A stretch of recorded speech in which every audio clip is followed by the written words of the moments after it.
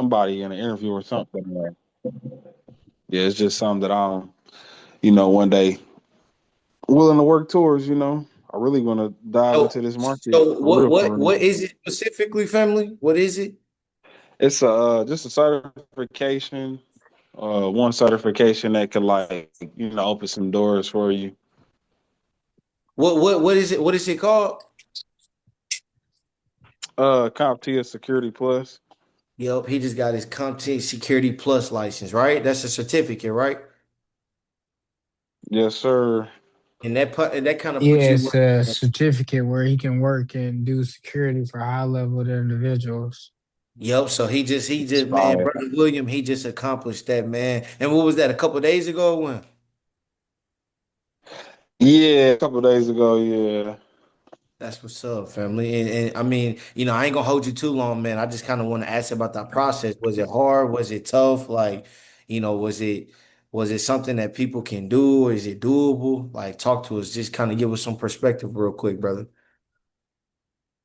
I mean, yeah. To be honest, I mean, it's just like everything else, time and dedication. Putting the reps in, just the same thing with this market. It's the same thing. That's all it was.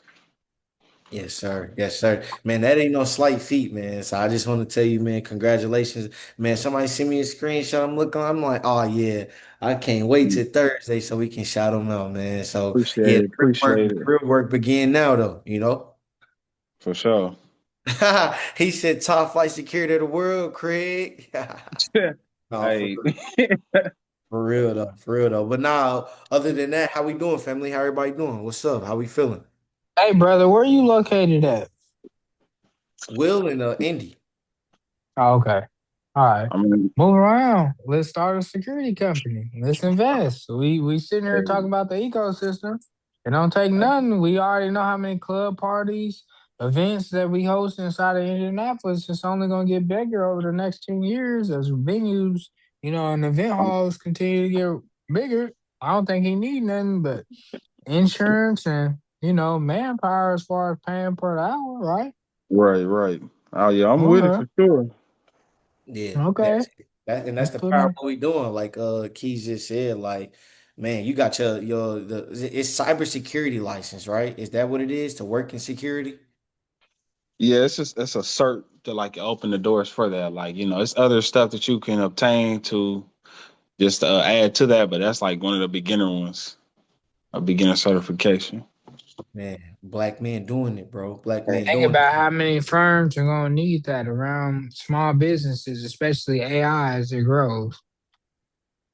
Oh yeah. I Fire. mean, I'm just I looking saw trying five, to get ten ahead of the years from curve. now. You know what I'm saying? 5, 10 years from now, just think about how many small businesses are just going to need it. Pop them off for $200, $300 membership. You know, Facts. I know. Straight Hey, up. I was gonna say Will downplaying it because that Sec Plus is a big deal. I took it last year and it definitely was difficult. So I'm glad to hear you got it. And like you said, it is one of a cert that you need to kind of get in that field. So you heading in the right direction for sure. Hey, appreciate it. Look, I might need some guidance from somebody in here. I'm an old dog, but I'm I'm trying to I'm learn these glad new tricks. I'm But I glad he will I'm glad say, he just brought that up. I'm gonna let Brother Keys finish real quick, and then I'm gonna introduce who we.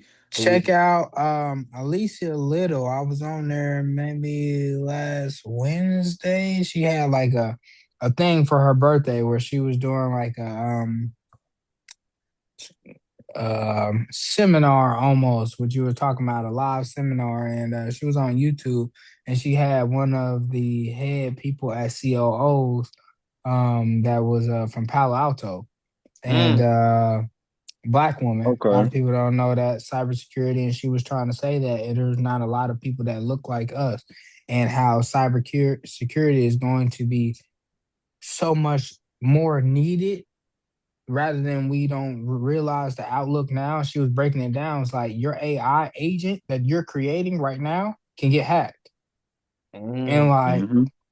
people don't know that. Like, how do you lock down? How are you locking down your IP, your, intellectual property? How are you locking down your agent so it only specifically recognizes you? Think about it. If your agent is able to get taken over and it has everything that has access, to your files. I'm about to spit a little bit of game too.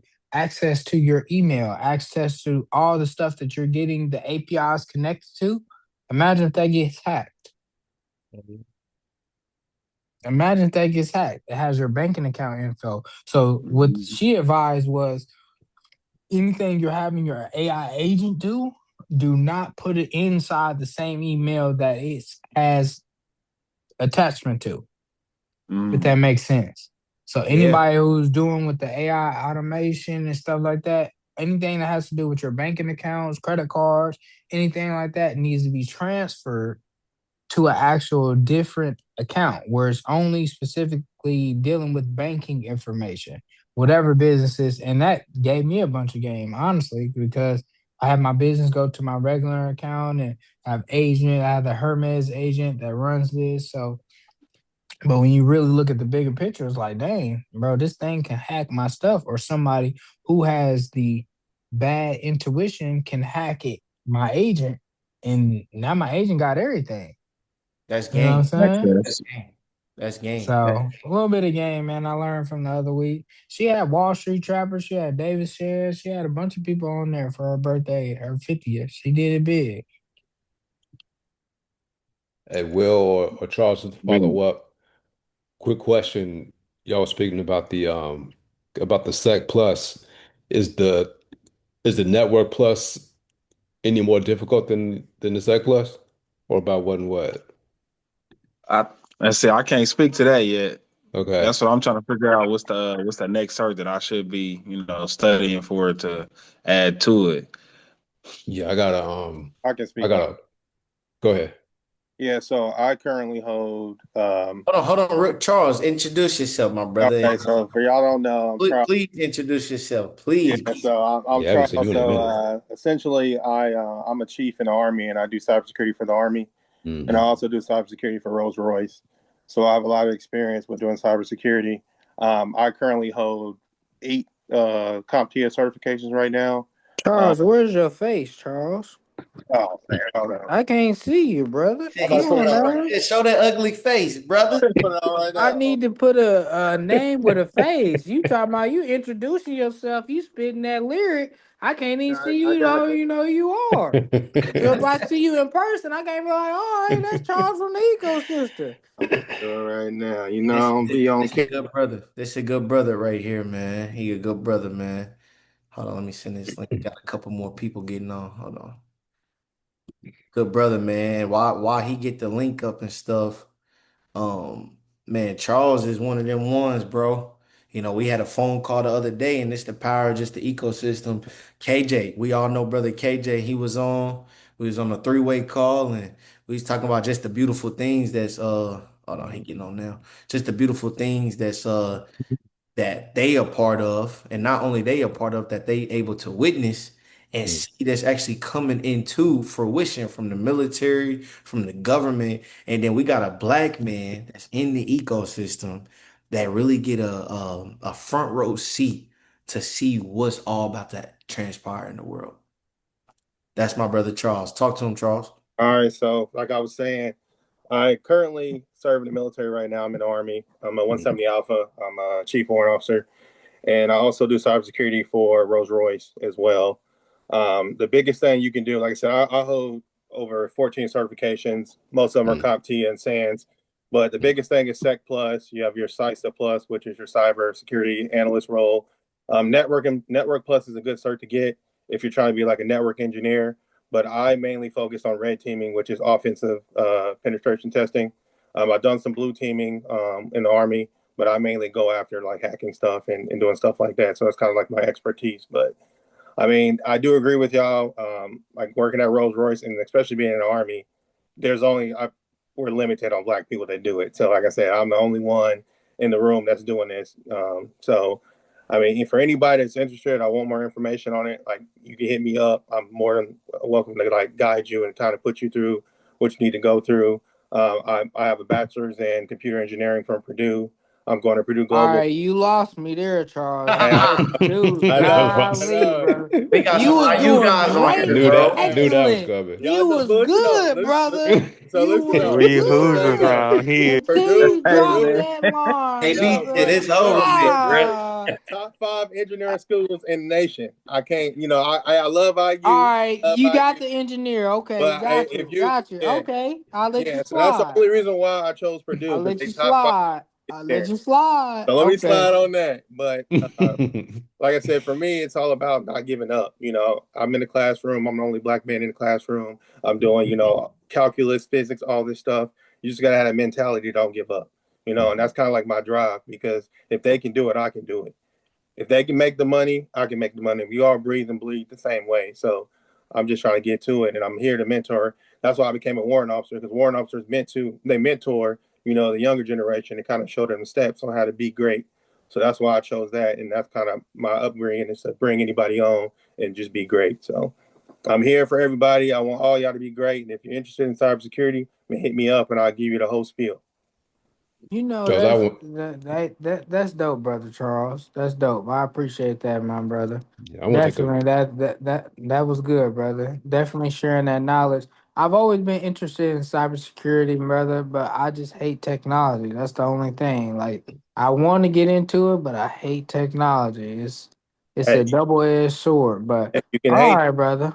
you got to learn it though. Like you said with the API keys, I just executed something to hack somebody's email, and pretty much since I had control of their API, I controlled everything they did. So There you go. I was able to get into whatever I wanted.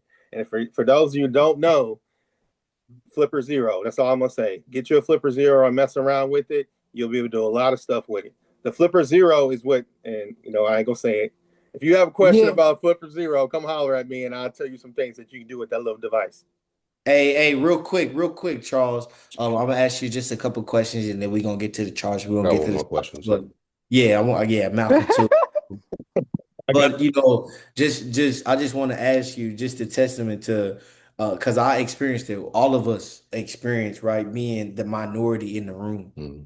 right? All of us experience being one of the first in our family to do something big or be the first generation to do something big. When you talk about having to not only understand but to learn and then implement physics, calculus, right? This high level stuff. What keeps you going when that stuff is deemed the most intelligent stuff on the earth, right? And Yep. you the only black men in the room killing that and understanding that in this space.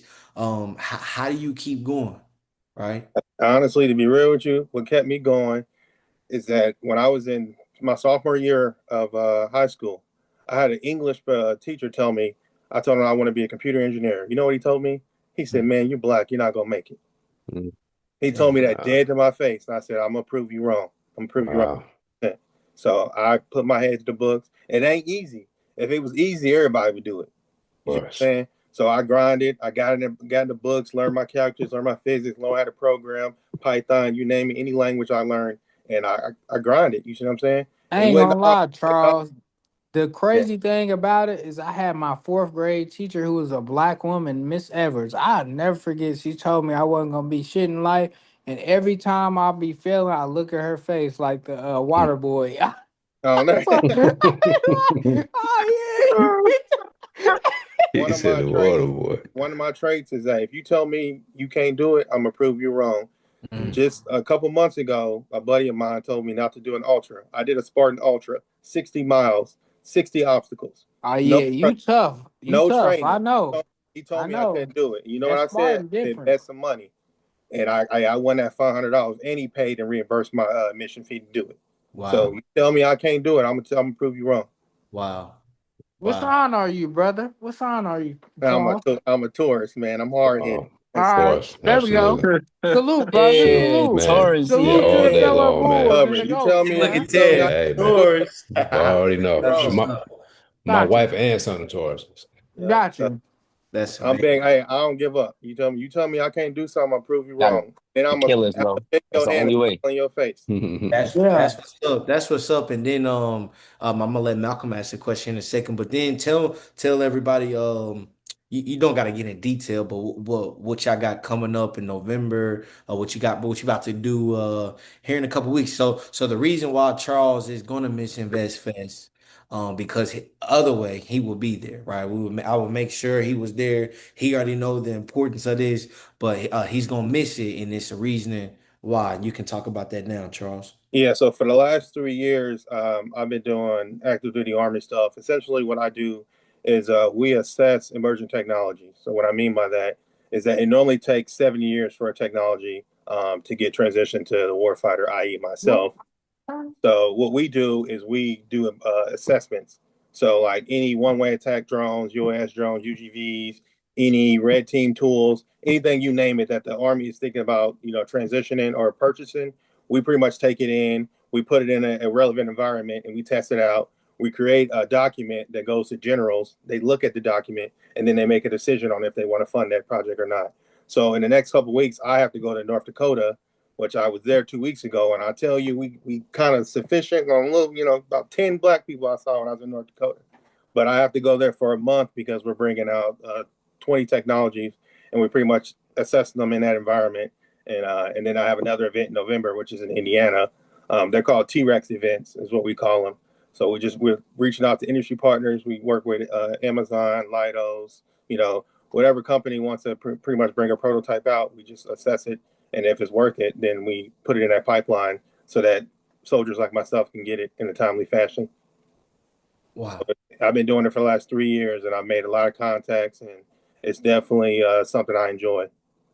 Yep. Yep. And so that's the reason why he's gonna be missing Invest Fest, because they got that event in North Dakota during the same time we're gonna be in Atlanta. So man, Charles, amazing, brother. Malcolm, did you have a question for brother Charles real quick? Yeah, just real quick. I have a really good friend who's in the cyberspace. And he's in Florida in Tampa, and he has been this is pretty recent, but he's definitely been talking to me about at least getting certified. One thing that he said to me, and certainly everybody's experience is different, I'm sure, but he said in his experience thus far, he really has not experienced just kind of I guess the good old boy, typical corporate politics because the space is so new. Mm-hmm. Would you say pretty much the same in your I would experience? say every big boy job that I've held in cybersecurity, I got on because I knew somebody. So the Mm, biggest thing when you're working for a company, if you don't have a referral, good luck getting in. mm, My mm, job at Crane, I had a referral. My job Oh, at you work the crane? I Okay. worked at Crane. I worked at Crane doing EW. Construction.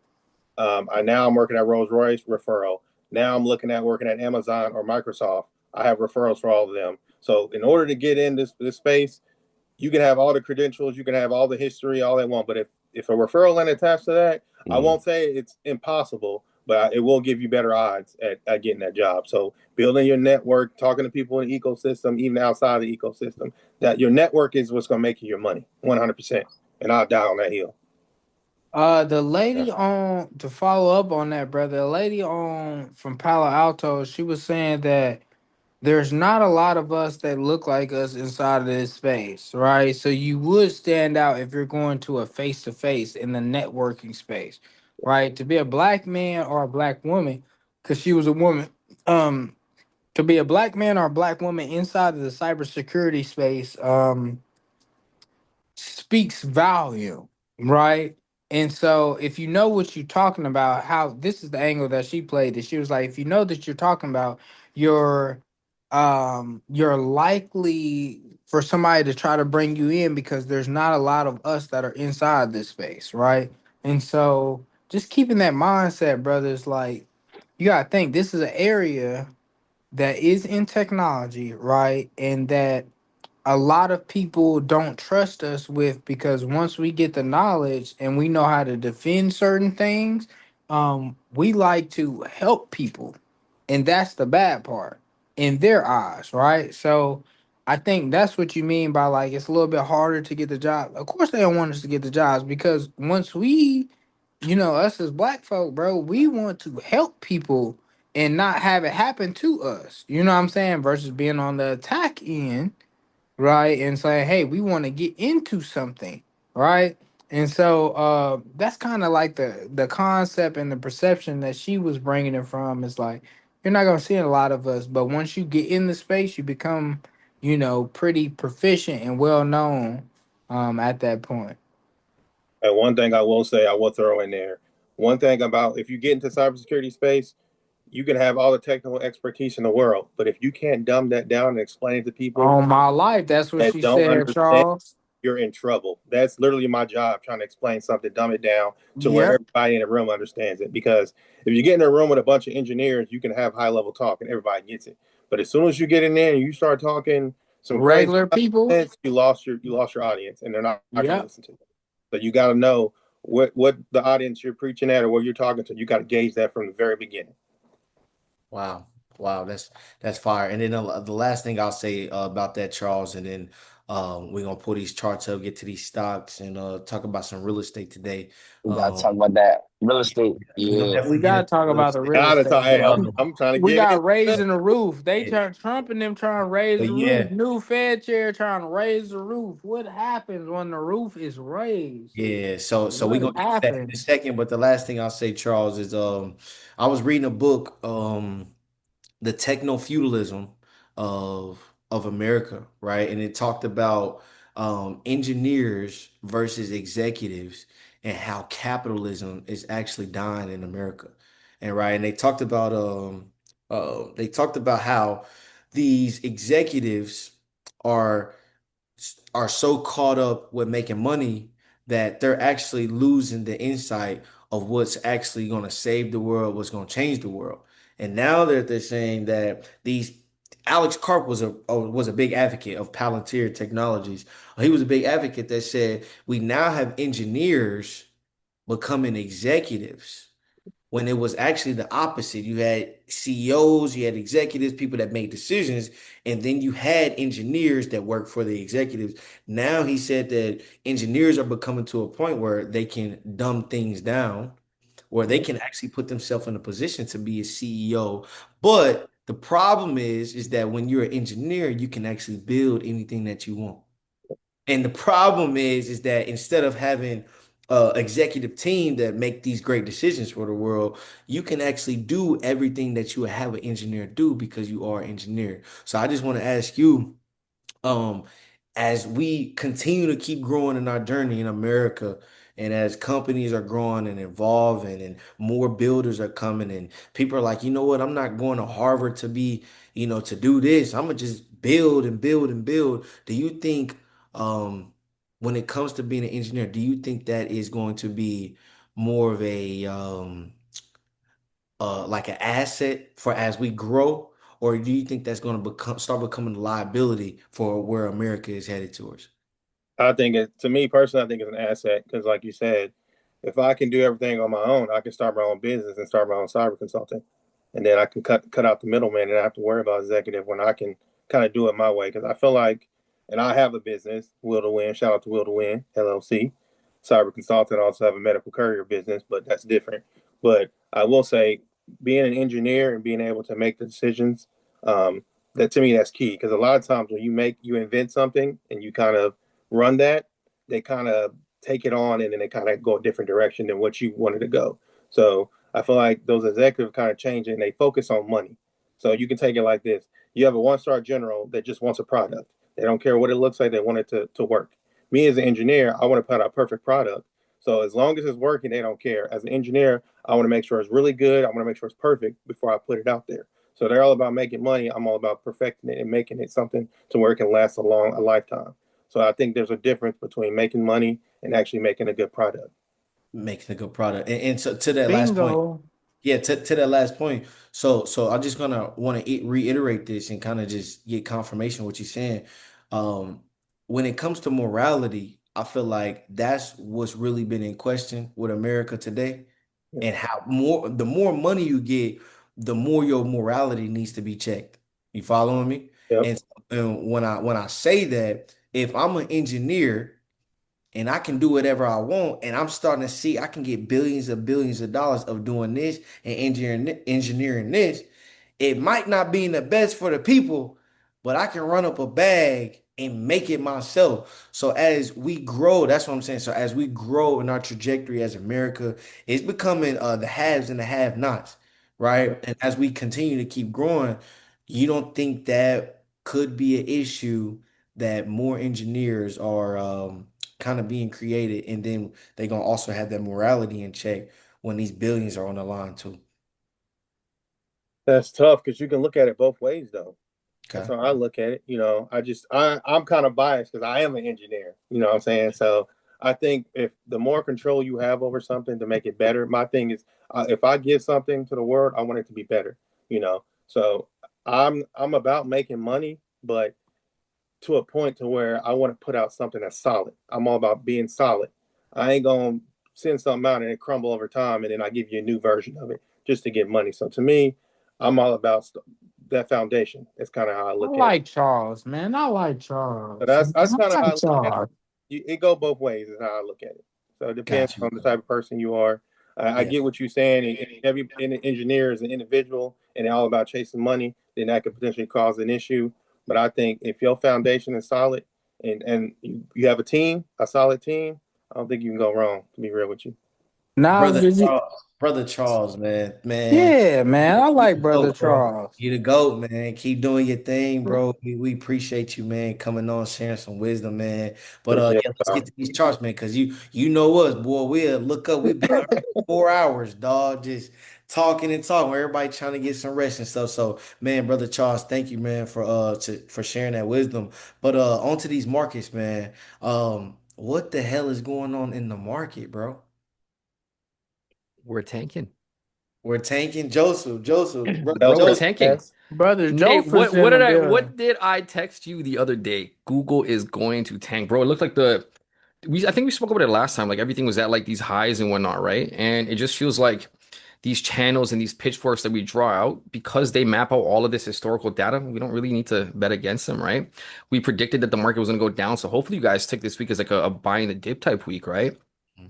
Normally, when we get like a 6% crash on Google, 12% on Tesla, that's a big deal, guys. It's a really big deal. You guys will probably go out and buy a pair of sneakers that's like 10% off, 15% off, t-shirt, whatever. You guys will get fly. Might as well translate that into, yeah, Tesla got smoked. Might as well translate that into investments. This week I did a ton of buying. I bought some Tesla. I picked up some Google. What else did I pick up? I did pick up a lot of energy stocks. If you guys noticed today, Mm-hmm. oil was up 4% today. So Yep. as everything was tanking, energy went up. So I'm taking now to continue to buy the dip on these risk on assets, but I'm also buying. Joseph, you're not scared? Hell no. Come on. If you scared, go to Bro, choke, Joseph. If wait, you scared, go to choke. let We me talk my looking for shit. 5, 10 years from now. Google got all of our data. If you want to look at it, for the last 20 years we've been alive, Google been collecting all the data and all the cookies on our ass. They got the master plan. They gonna be the first to the race if you really want to be real about it. Come on, Right or wrong. talk your Let shit, me Joseph. let me Yeah, you talk my right. shit. These companies, bro, they I don't know how old you some of you guys are. I'm 26. I'm 26. Some of these companies have been around before I was even born. I'm not gonna bet against somebody that's been around before I was born. Scared money. I'm gonna say this a million times. Scared money makes no money. On these dip buying days, you guys gotta understand that there's people buying these dips. It's not just us. We're the small fish. We gotta make it for ourselves. We're the small fish. These big institutions, these whales, these big elites, you think they're just letting the market just drop for no reason? No, these guys are buying as well. So it's like if they're buying, they're obviously selling at the same time. They're making money off the market going down. But yeah, no, in fact, scared money makes no money. I will if a stock has a history of growth, I will never be afraid to buy it ever in my life. It's like a girl that has one body saying that she wants to date you, she wants to take you seriously. All of you guys would be like, you know what, this is a respectable woman. Let's go in blah blah blah blah. If a stock has a good track record, I have no reason to bet against it. I will always buy it. And honestly, I feel like whatever $50 you guys are going to spend on Uber Eats, whatever $50 you're going to spend on a new hat, whatever it's $75 y'all are going to spend on a new pair of sneakers, whatever it is, Air Forces. I don't know how much you guys pay in the States or Air Forces. Canada's like a buck 30. Use that money for investments. Whatever impulse money that you're trying to spend on a dip buying day over the next 5 years, all of that shit will add up. You guys could have an extra band in an investment account in Google, Tesla, Amazon, Meta, whatever it is in a year, just focusing on not buying the bullshit that really adds to consumerism. And then being an owner. Really. Like you, Nate, to your point, I don't know how kind of you were when you first started, but like when I first started, it's like I don't really want to buy the dip. I think my money has better use elsewhere. Something that like gives me an immediate return, immediate happiness.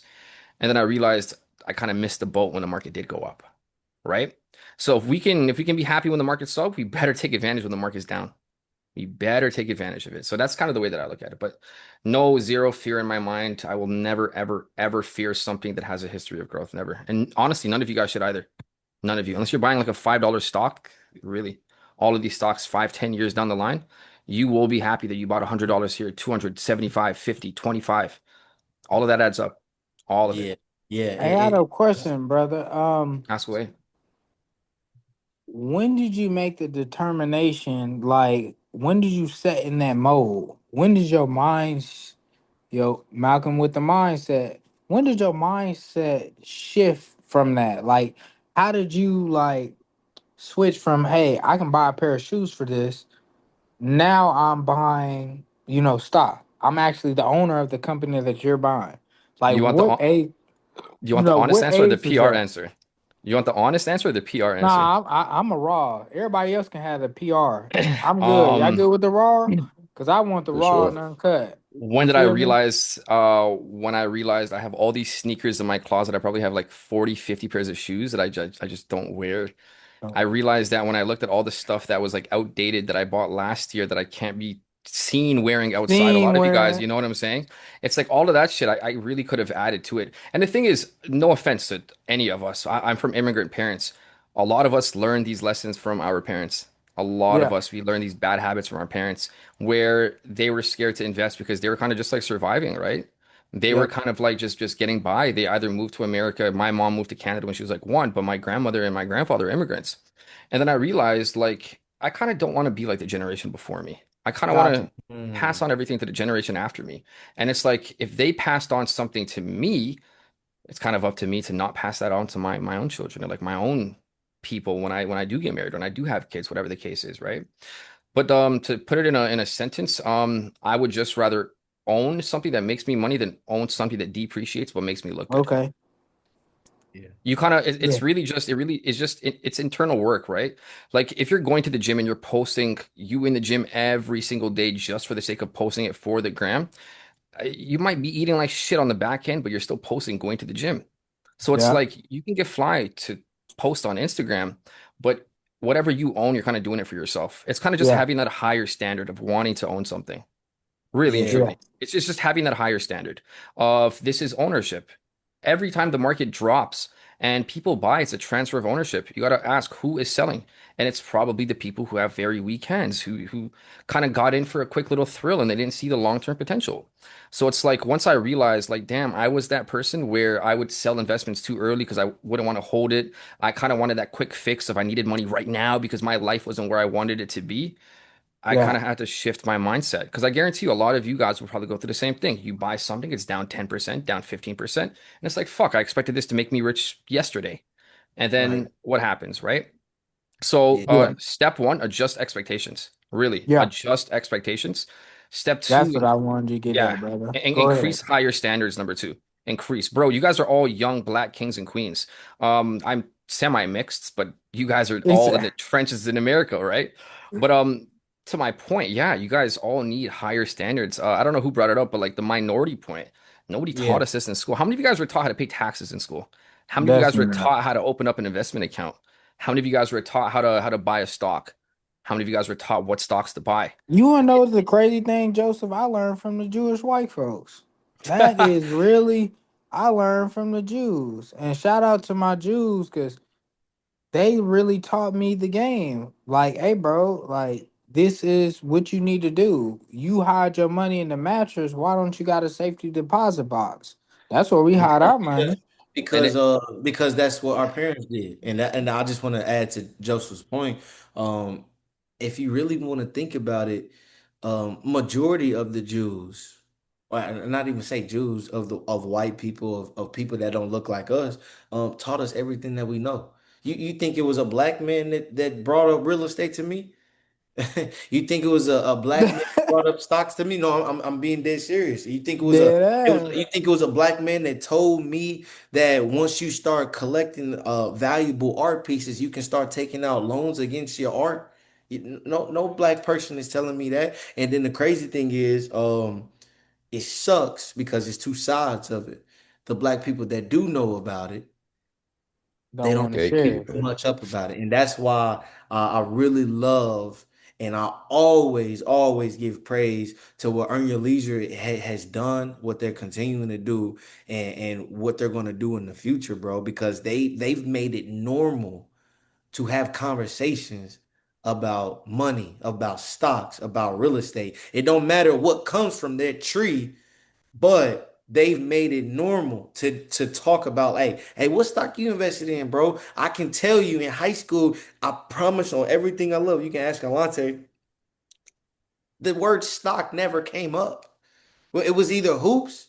It was either like what Drake dropping, man. You see Meek Mill in the diss, or what Jays, or who going to the league, or who's selling gas, who doing this. The word stock and bonds of ownership, it wasn't even a thought. It wasn't even in sight. It wasn't even a part of our paradigm.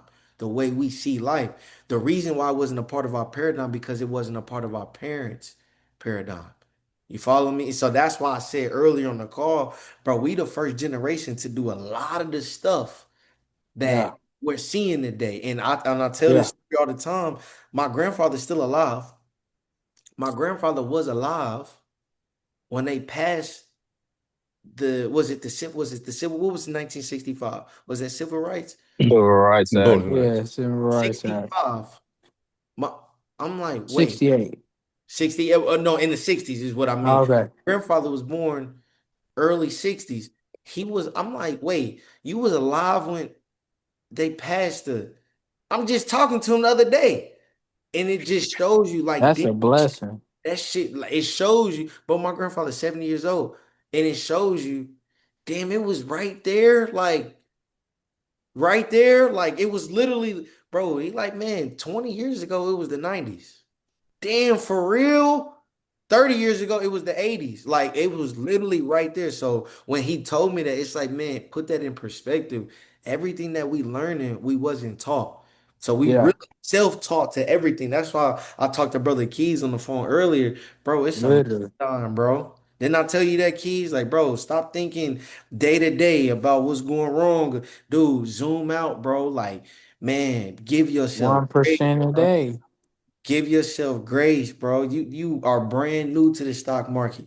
If the stock market whooping your ass this year, bro, give yourself grace. It took people on Wall Street 40, 50 years to master this shit. And we getting it at a high level. Information is more transparent now, but it's still Hmm. difficult, right? Why is it difficult? You probably don't got a set of rules, right? You probably a little too emotional. You probably risking a little too much. Let's let's fix those small little tweaks, and I promise you, things will start looking a little bit better in your journey. But this is the thing I told you: always hold up life in one aspect, and then right next to it, hold up the market. The same thing that you see, like, damn, the markets is falling. Man, shit really tough right now. That's the same thing in life. Man, I'm just getting bad news after bad news after bad news. The way you respond in that is the same way you do in the market. That's why it's I, always important. That's why it's always important. I'm about to let you go, Joseph, but that's why mhm. it's always important, bro. Think from a bird's eye perspective. They say a lot of creators, a lot of the greats, they get a lot of work done when they on a plane. Why you think that is? Why do you think that is? They get a lot of work done. They get a lot of creativity on the plane. Why? Because when they look out that window, they see how small shit really be. You look out that window all the way 50,000 feet in the air, you're like, damn, I can't even see that house. Right? Damn, I can't even see damn, I see that bastard, that pool look like this big. But when you on Earth, when you walking around, you like, damn, Yeah. this is massive, dog. That crib is a mansion, dog. But when you get in the air, you like, bro, the world really is, these things are really small to me, bro. These things are really small to me, bro. Like I can create, I can do this. Let me write this. I get a lot of my work done when I'm on the plane, bro. In the air, creating stuff. I came up with the ecosystem when I was in the air on the way back from Atlanta. Ain't that crazy? We started the ecosystem after InvestFest, right? Am I lying, Malcolm? That's a fact. Am I lying? In the air on the way back while I'm 50,000 feet in the air. I'm like, man, I don't want a Discord. I don't want what Mm. everybody else got. I want something different. I want something like that got multiple parts to it. That's, man, you got AI, you got real estate, you got stocks, you got guest speakers, you got charts, I want something like a like an ecosystem. Ecosystem. Okay. Hey, So man, talk to I'm me now. about to say I'm claiming him. I can't wait to hear you tell that story to the world. Man, that's what's up. Appreciate it, brother. For Appreciate it. sure. That's do you mind if I ask all of you guys a question? what's up, brother. Just I know you want to transition into your other stuff. But just out of curiosity, what do you guys feel like your biggest like what is the biggest thing holding you guys back? Like if you guys know, like what do you feel like is the one thing where if you woke up tomorrow, you knew you could change it? You knew that without any nobody's help, you knew that you could change it. What do you guys think it would be? And honestly, there's like 20 something people in here. I expect at least like 18 responses. Probably well, we can control shit. Stop eating all them damn donuts, them Twinkies. I can attest to that, bro. I can attest to that. Bro, ain't nobody in here eating no damn donuts, man. You see everybody on the fixtures, bro. We what 2 weeks away from investment? Don't even mention no donut. I need me a donut right now. I'm just Nah, but yeah, I would probably say environment. eating. He said environment. yeah. Environment. The reason why Yeah. I asked this question is simply because Drop all some of us knowledge, Joe. well Drop we're some knowledge. all we're all growing up in very similar spaces. Like you guys all relate to each other for what reason? Because you guys all grew up in very similar environments. We all go through the very similar struggles and fuck, I'm not even from America, but I can relate to a lot of the struggles that people go through. A lot of it comes down to who we can be as people compared to who we are now. So it's kind of like you guys ever hear that saying, if you want to be somebody different, become that person before you become that person. It's the same thing with investing. It's the exact same thing. Become that person before you can become that person. Write down, like if you guys really struggle with it, write down who the person you want to be is. And if you guys ever see yourself kind of straying away from that, remind yourself, listen, I am that guy. I simply am that guy. And the more you remind yourself of that, the more you set that higher standard of this is who I said I want to be and this is who I will become. And investing, again, very, very, very similar. Trading, investing, all of it in one bubble. That's kind of what helped me. I used to make big money. I don't know about you guys, but I love big money. Big money is so fascinating to me. How can I turn this 500 into 5,000, right? And the problem was I couldn't keep it. I can make it. I couldn't keep it though.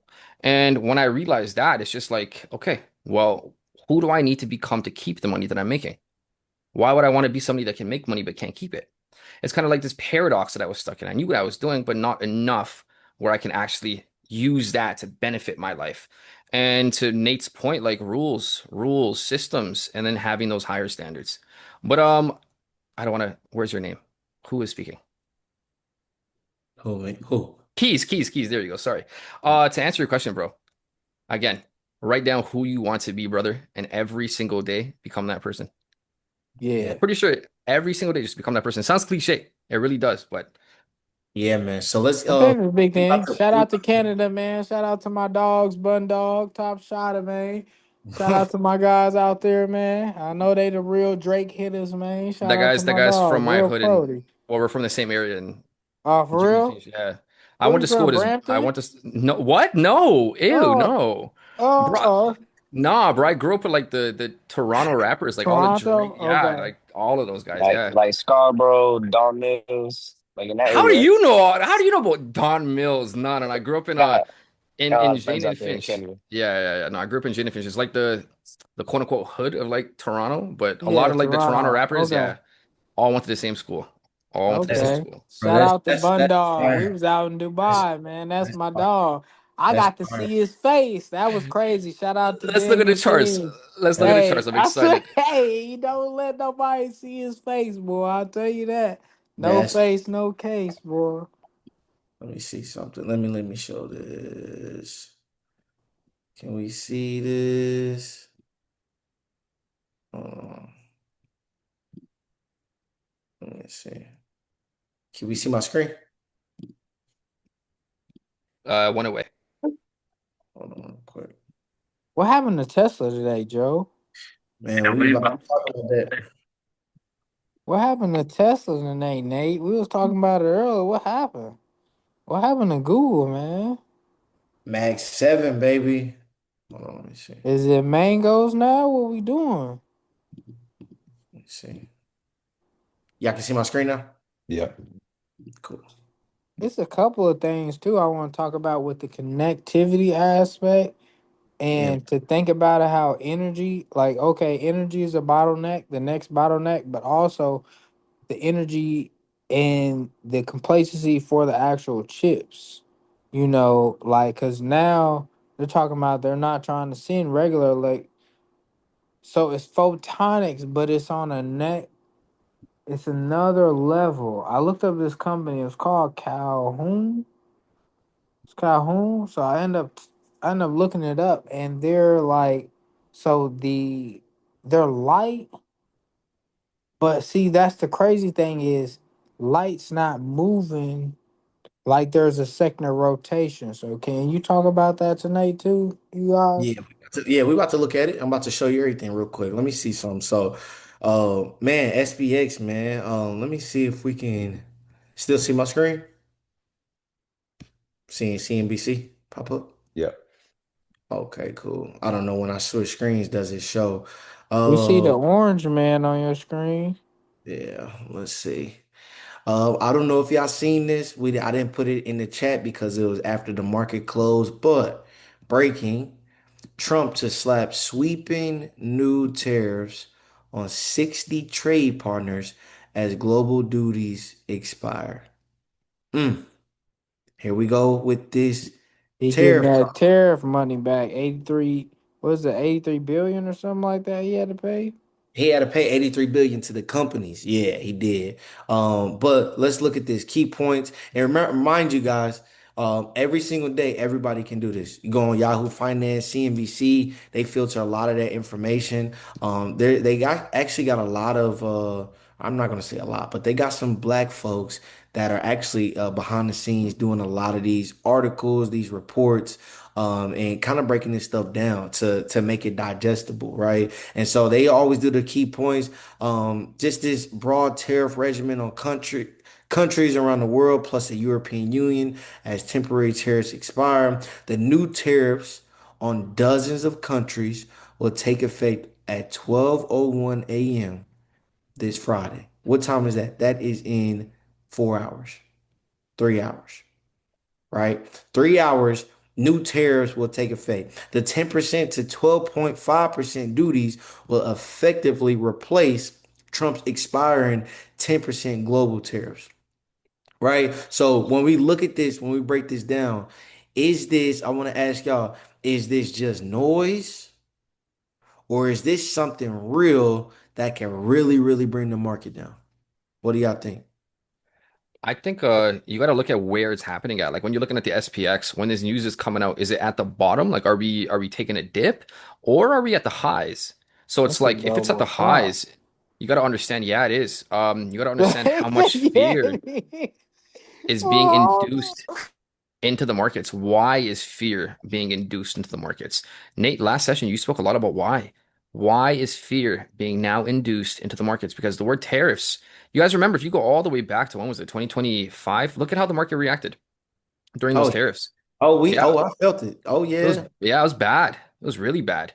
So when you hear these words now, it just induces fear. Donald Trump, man, I can't stand Donald Trump. But yeah, he knows how to toy with the market. He knows exactly how to toy with it. And you see, market peaked. You see what happens. Woo, we go for a little joyride all the way down. Iran war. Woo, go for a joyride all the way down. Trump does this. He traps traders at the bottom. You get that accumulation pattern where Nate has drawn out that head and shoulders, pushes the price up. He makes his money, then he fucks everyone else. That's the entire goal. That's why you got to buy when the fear is the highest. You literally cannot wait. Like in market conditions like these, you gotta understand. Like regimes change. Different people come in office. Like there's different mindsets. There's different motives and incentives. Donald Trump is a greedy bastard. You're president, but yeah, he's a greedy son of a bitch. So Talking when you're about your looking at it, president. yeah, you're president, not mine. But yeah, greedy, greedy, greedy I fucker. mean, So when you're looking at it, Trump, he's just inducing fear. yeah, boy. And that Yeah. bill got So, passed. quick That question about that act Yeah, got Tev, passed. Tev, what'd you say? So that bill got passed pertaining to Congress For the operating real estate, in the market. No, no, no. This is in the stock uh, market that I don't know if you guys saw that bill getting passed where Congress people can't just trade anymore. Oh, you're talking about the congressional ban on stock trading. Yeah, Yeah, I saw that. what? Yep. Yeah. yeah. I'm seeing. Oh, that's I gonna saw take a I saw lot of the money out comments. of the market too, cause Yeah, I that saw be the a comment. retirement Hold on, hold vacation on, hold on, hold plan. on. Finish It what you're kind of saying. makes sense. I said it kind of makes sense because there was a comment that where Let's see. someone has said it's typically the same thing as far as NBA athletes betting on games. It's True. kind of like the same thing, right? But just with everybody, involved in Congress and the inside trading, no one said anything about trading until they started seeing Donald Trump do it. So you saw like Nancy Pelosi joining the wave and stuff like that. So since nothing was said prior, then they were like, let's stop it. Let's put a And like you said, to add on to your point with Donald Trump being selfish, like, want to make all the money. He's the most active in the stock market ever, right? So it just kind of pretty to me, it was pretty crazy to see the bill get passed. I know Nancy Pelosi and other Congress people were pissed about that. And I think there's hedge funds currently right now fighting against this act. Mm. Dude, but look at this. so, This is the bullshit that I'm talking about. The great bill, great idea. Look at the penalties for if you violate and do this after the bill is passed. Violators face a fine of $2,000 or 10% of the transaction value, whichever is greater. Well, that's actually not that bad because if you, nah, that is pretty bad. If you sell for what, what, That's terrible, boy. You smell for four right? hundred, If you nigga. That's sell for 40, 100 million, nigga. you gotta come off what, 10 million? Nigga, that ain't shit. Like what? Just made an extra 100 million, and I gotta come out 10% of the transaction value. So what? I gotta pay what 10 million to y'all?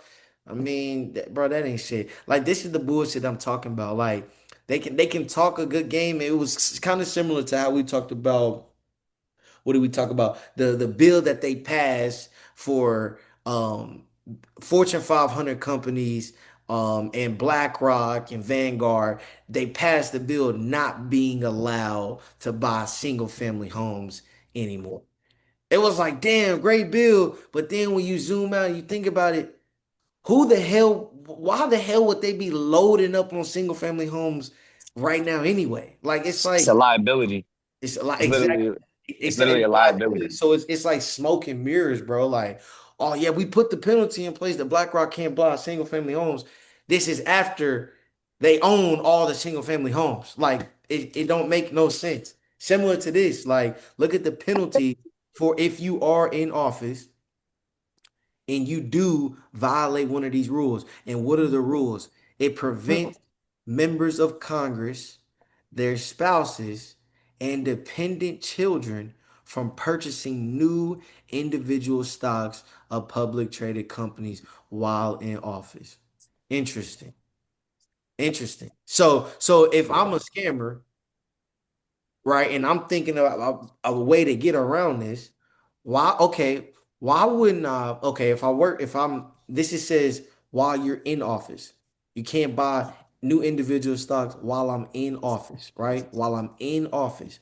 Okay, cool. So when I get out of office, I can do whatever the fuck I want to do. Okay, cool. So all I need to do is when I get out of office, just have a nigga that I still fuck with on the inside to just facilitate all the information to me.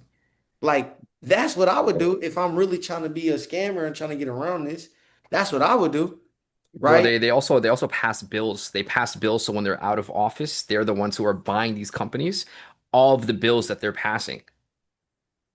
Mm, They don't control the world through kind of like, well, they do control it through manipulation It's of the the stock market, but it's also cabal, through these man. bills. yeah. It's also through these bills. Whatever bills they pass, there's companies on the back end that are receiving government funding and they're investing in these companies. Oh, look at this. Now look at this. That's why you got to keep reading and doing more research, bro. That's why the research I think that we do and we provide in the ecosystem it's top of It's the line. You got to important. continue to keep reading. Not a full ban. It's always a caveat to some shit. Opponents argue it is a partial ban rather than a comprehensive reform because it allows lawmakers to maintain and sell their current stock portfolios. I mean, so after you get up 2,000, 3,000, 4,000, 5,000%, it still allows lawmakers to maintain and sell their current stock portfolios. And I'm gonna just keep it all the way real with you. Just in the near future. I'm talking about in the Yeah. next year, in the next 2 years, 3 years, 4 years, because you know things can change in 4 years. Things can change with a new president. If they've already got into SpaceX at say a $2 billion valuation, and then they IPO at 2 trillion, do you think they're selling their assets anytime soon? So, I wouldn't. Definitely Why not. would you? Right, right. Why would you? And then on top of that, when you look at the landscape of the companies that are about to IPO, the companies that just recently IPO'd, and just look at the landscape of where technology is and what's coming to the scene outside of Anduril, Anthropic, the companies that we've already previously talked about, what big companies do you see that are about to just come on the scene for lawmakers to just put all their money into in the first place? You don't really see any. You really don't have any. So it looks like all the gains that they've already achieved, they've already been in these stocks anyway. So that's what I'm saying. You got to kind of look at this from all aspects. Like, yeah, the law is saying they're allowed to still maintain their stock. So if they already got in it 2019, 2018, 1990, they're allowed to maintain it. It ain't like they got to liquidate their asset. But what if they do want to liquidate it? They can still sell some of their stock portfolios, bro. And they're basically saying you can't really buy no new shit. Bro, all the new shit's already bought up. and they can still use their asset as collateral And to they can take still out a loan or, whether it's buying more real estate, more stock. So they're literally operating on different sides of the system. There's either, there's two sides of the system. There's the winning side and the losing side. So just how, they reported that act, you keep reading, you see is fugazi, right? Because people just look at the big lettering, but when you keep reading, you see, oh, like they're just getting over just, still, making it seem like they're actually doing something, but they're not. smoke and mirrors, bro. And Yeah. I think Trap had said this a long time ago. He said, when has America ever put the odds of our favor, like the favor in our odds, the odds in our favor? My fault. I didn't mean to say it like that, but um, yeah, the odds in our favor. When has America ever done that? So then when you Once. think about it, like if they don't really do that often, why would they do it today?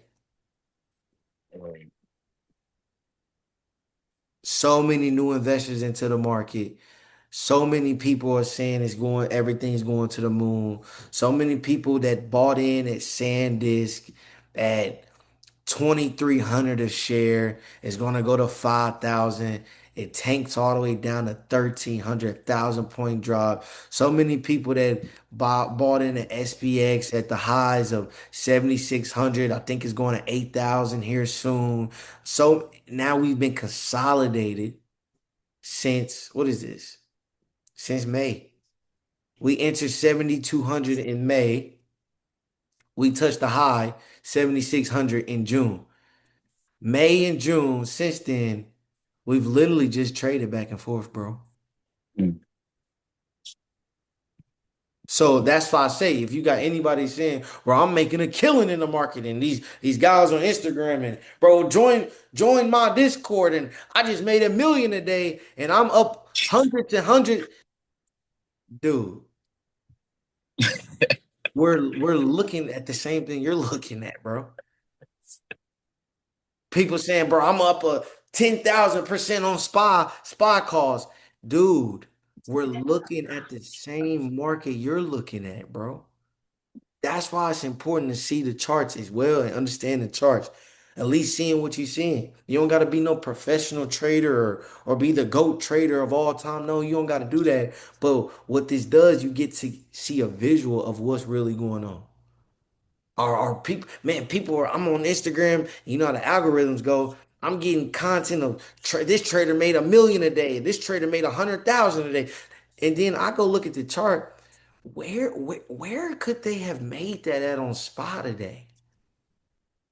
Oh. Bro, I'm gonna be honest. There's people who post shit like that. You gotta ask how many losses did they take before they posted that one win. I always ask that question because even if you made 1 million%, they probably lost 1,000,001 before that 1 million%. And It's then always how it goes. this shit smoke and mirrors. So one thing I'm looking at on SPX, man, they said this shit goes live tomorrow. It looks like we had a high here, and Joseph just talked about they're inducing fear into the market. High came down. We try to get back strong up there again, really weak, and we fell again. And now at 12:01 tonight, 12:01 tonight, under this 50-day moving average. At 12:01 a.m. tonight, tariffs go live again. Hey, Nick, before you go too much further, quick question on the tariffs. Mhm. What's different, or does anybody know what's different about this round of tariffs? Because the first round just got deemed illegal by the Supreme Court, and the government basically ruled that they had to refund $81 billion. How are they refunding and imposing new tariffs at the same time? That's a good ass question. That's a great We question. have to ask We next door to everybody we imposing tariffs on. Canada, we right next door against. Mexico, we right next door against. They ain't got no choice but to do business with us. Toyota, we done took their biggest supplier. Wood for us as contractors that went up throughout the roof. It's crazy. But all of our wood comes from Canada. Let's see. So Mm. looks like okay, what I'm seeing, because hey, listen, we learning this in real time, right? The new tariffs replacing the expiring levies shift from a temporary flat global rate to a targeted double-digit rates based on specific trade practices. Okay. So let's break that down a little bit more. Old tariffs, a temporary flat 10% stopgap surcharge applied broadly to nearly all global imports, which was limited by law to a 150-day window expiring at midnight. So it looks like this was temporary. New tariffs look a little bit more permanent. More permanent duties implemented under the Trade Act of 1974 following investigations into specific trading practices. So, what I'm taking from this, right? Because this is literally we're doing reading class, critical thinking all over again. This reminds me of critical thinking back in high school, back in college. What I'm taking from this, that's one thing I always ask myself. What am I taking from this? More permanent, obviously, but it looks this here more specific to trading practices, right? What does that pertain to? So it's not, so it doesn't seem like it's based off of how the old tariffs were more about exactly. Now I just put it in my head, put it together. They were based off of global imports, right? Imports and exports that's going on globally. This one looks like it's more pertained to different trading practices. Hmm, Interesting. pretty interesting. Pretty interesting. And let me see the difference. Old tariffs, 10% temporary. New tariffs, 10 to 12%. targeted at 60 major trading partners. Ah, okay. So that's what it seems like it is. So the tariffs look like they're more targeted, right? Instead of it being based off of import and exports to companies, right? What that can be like services, goods that are kind of being transported. It looks like it's being targeted more for trading partners based on whether those countries adequately prohibit goods made with forced labor. Okay, look, a little bit more detail. Forced labor.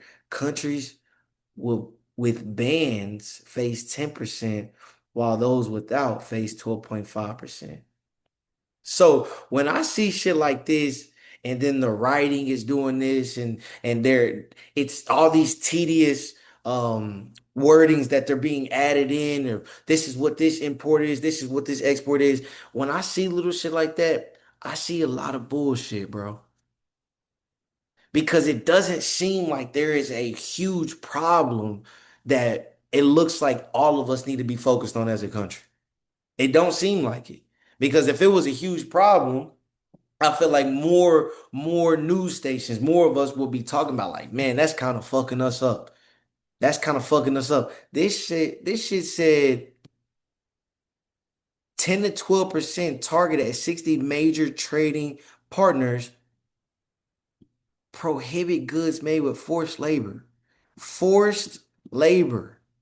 Dude, this is no offense. No offense, because I'm not in another country and I'm not going through it. But when I'm looking at this thing from a geopolitical standpoint, right? When I'm looking at this from a macro standpoint, bro, what the fuck does forced labor in your country got to do with what we got going on in our country?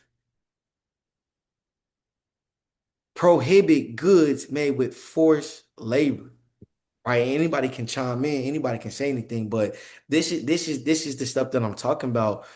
What does forced labor in Argentina and the goods? So a t-shirt made from a young boy that's not supposed to be working, and they forced him to make that t-shirt. What the hell that got to do with what we got going on in our debt situation over here in America? Can I share something? Talk to me. Do you want if I share my screen? Oh, hold on. Let me see if I can I think I might be able to. Oh no, I gotta send a request. send it. See if you can. There you go. I want to show you guys something really interesting. Screen two. Got it. I'll confirm if you guys can see. Yes, sir. Okay. Let's see if my computer holds up. This is the SPX. So we all love looking at this on a weekly basis. This is the SPX from the Great Depression, all the way back in 1929 to 1932. Notice where we are in that trend. We are in very, very volatile times because we are near the highs. We are more overvalued than the dot-com bubble, way more overvalued than the global financial crisis. And whenever we reach these levels, it's not just a price point, it's key levels that traders and investors, and more importantly, algorithms, they look at. So right now, we don't really have much high upside. What better way to crash the market than impose tariffs than to do all of these little things that cause the market to go and trend lower? When I look at this, the upside is relatively capped. It's either we're going to take out 100 years worth of resistance, or we're going to start trending lower. This isn't a bad thing whatsoever. If your goal is ownership for the next 20 years, I would be excited. If the market continues to fall, this is a very good thing, especially if you guys are young. If you guys are like under the age of like 25, 27, 28, 29, 30, you guys have so much time to invest your first 10, 20, 30, 50,000, right? That money compounds, especially at a 10% annual return. Use this as the greatest opportunities of your lives if the market decides to go and trend lower. But when I'm looking at this, like just zoom out, look at how overvalued we are. If you're trying to buy into these assets, always buy the dip. Like I think somebody mentioned mindset earlier. Keys, you mentioned mindset. How do you get the right mindset? Well, it's understanding I don't want to be buying at the highs, right? The smart idea would have been buying at the lows, buying at the lows, buying at the lows. And when does that happen? During the biggest periods of fear. What was this? 2021. This is the recession fear, I believe, if I'm not mistaken. This is COVID. This is the tariff situation, and then this is the Iran crisis. So Iran, like, right? yeah, all of this is just fear, fear. But then what happened? We traded lower, we bought time, we consolidated, we accumulated, and then the market trended higher. It's just this is routine. It's just now how severe of a pullback do we get? Because yeah, we're trending significantly higher. We've gone, how many years is this? Since 2009, we're approaching damn near 20 years, no major recession. So it's like I don't know where we go from here. I really don't. The market can keep growing, but if I'm being honest, I hope we don't. I hope we don't. This would give So us. you're saying you hope we fall. I do, and we're still young. We're still so young. All of us, we're still so young. I'd rather leverage time to my biggest, biggest, biggest advantage than chase the market to kind of where it's at the highs. I'd much rather it fall. Enter a bear market, enter a recession. Things obviously will increase in price in our day-to-day living, but it's just acquiring more discipline to kind of navigate tough times. So like for me, I think a lot of investors say this, money is not made on green days, it's made on red ones. Money is always made on red ones. So if the market falls, hypothetically speaking, normally recessions will fall 40, 50%. A depression will fall 70, 80%. A healthy pullback looks anywhere between 15 to like 18%. Anything above 28, you start increasing that kind of recession fear. So like if you, I don't know if you guys have ever done this, like measure these pullbacks. This is like 9%. This is 21. This is, yeah, you see here? That's so funny. Uh, Remember when I said anything above 28% sparks recession fears? This is exactly what this was, 27.88%. These numbers are not random at all, like whatsoever. You guys should be tracking this. So like 21% here, again 9%. Wherever we drop, your goal is just to kind of mark up key levels and then buy wherever you think that the market is going to bounce from. I can't time the market. Time in the market is way better than timing the market. So like even if we go and buy high, hypothetically speaking, um, it's just basic investing principles that I think will carry us through any type of storm that we endure as investors. So what you guys should be doing is like mark up key levels. There's a gap here. Is there any gaps lower?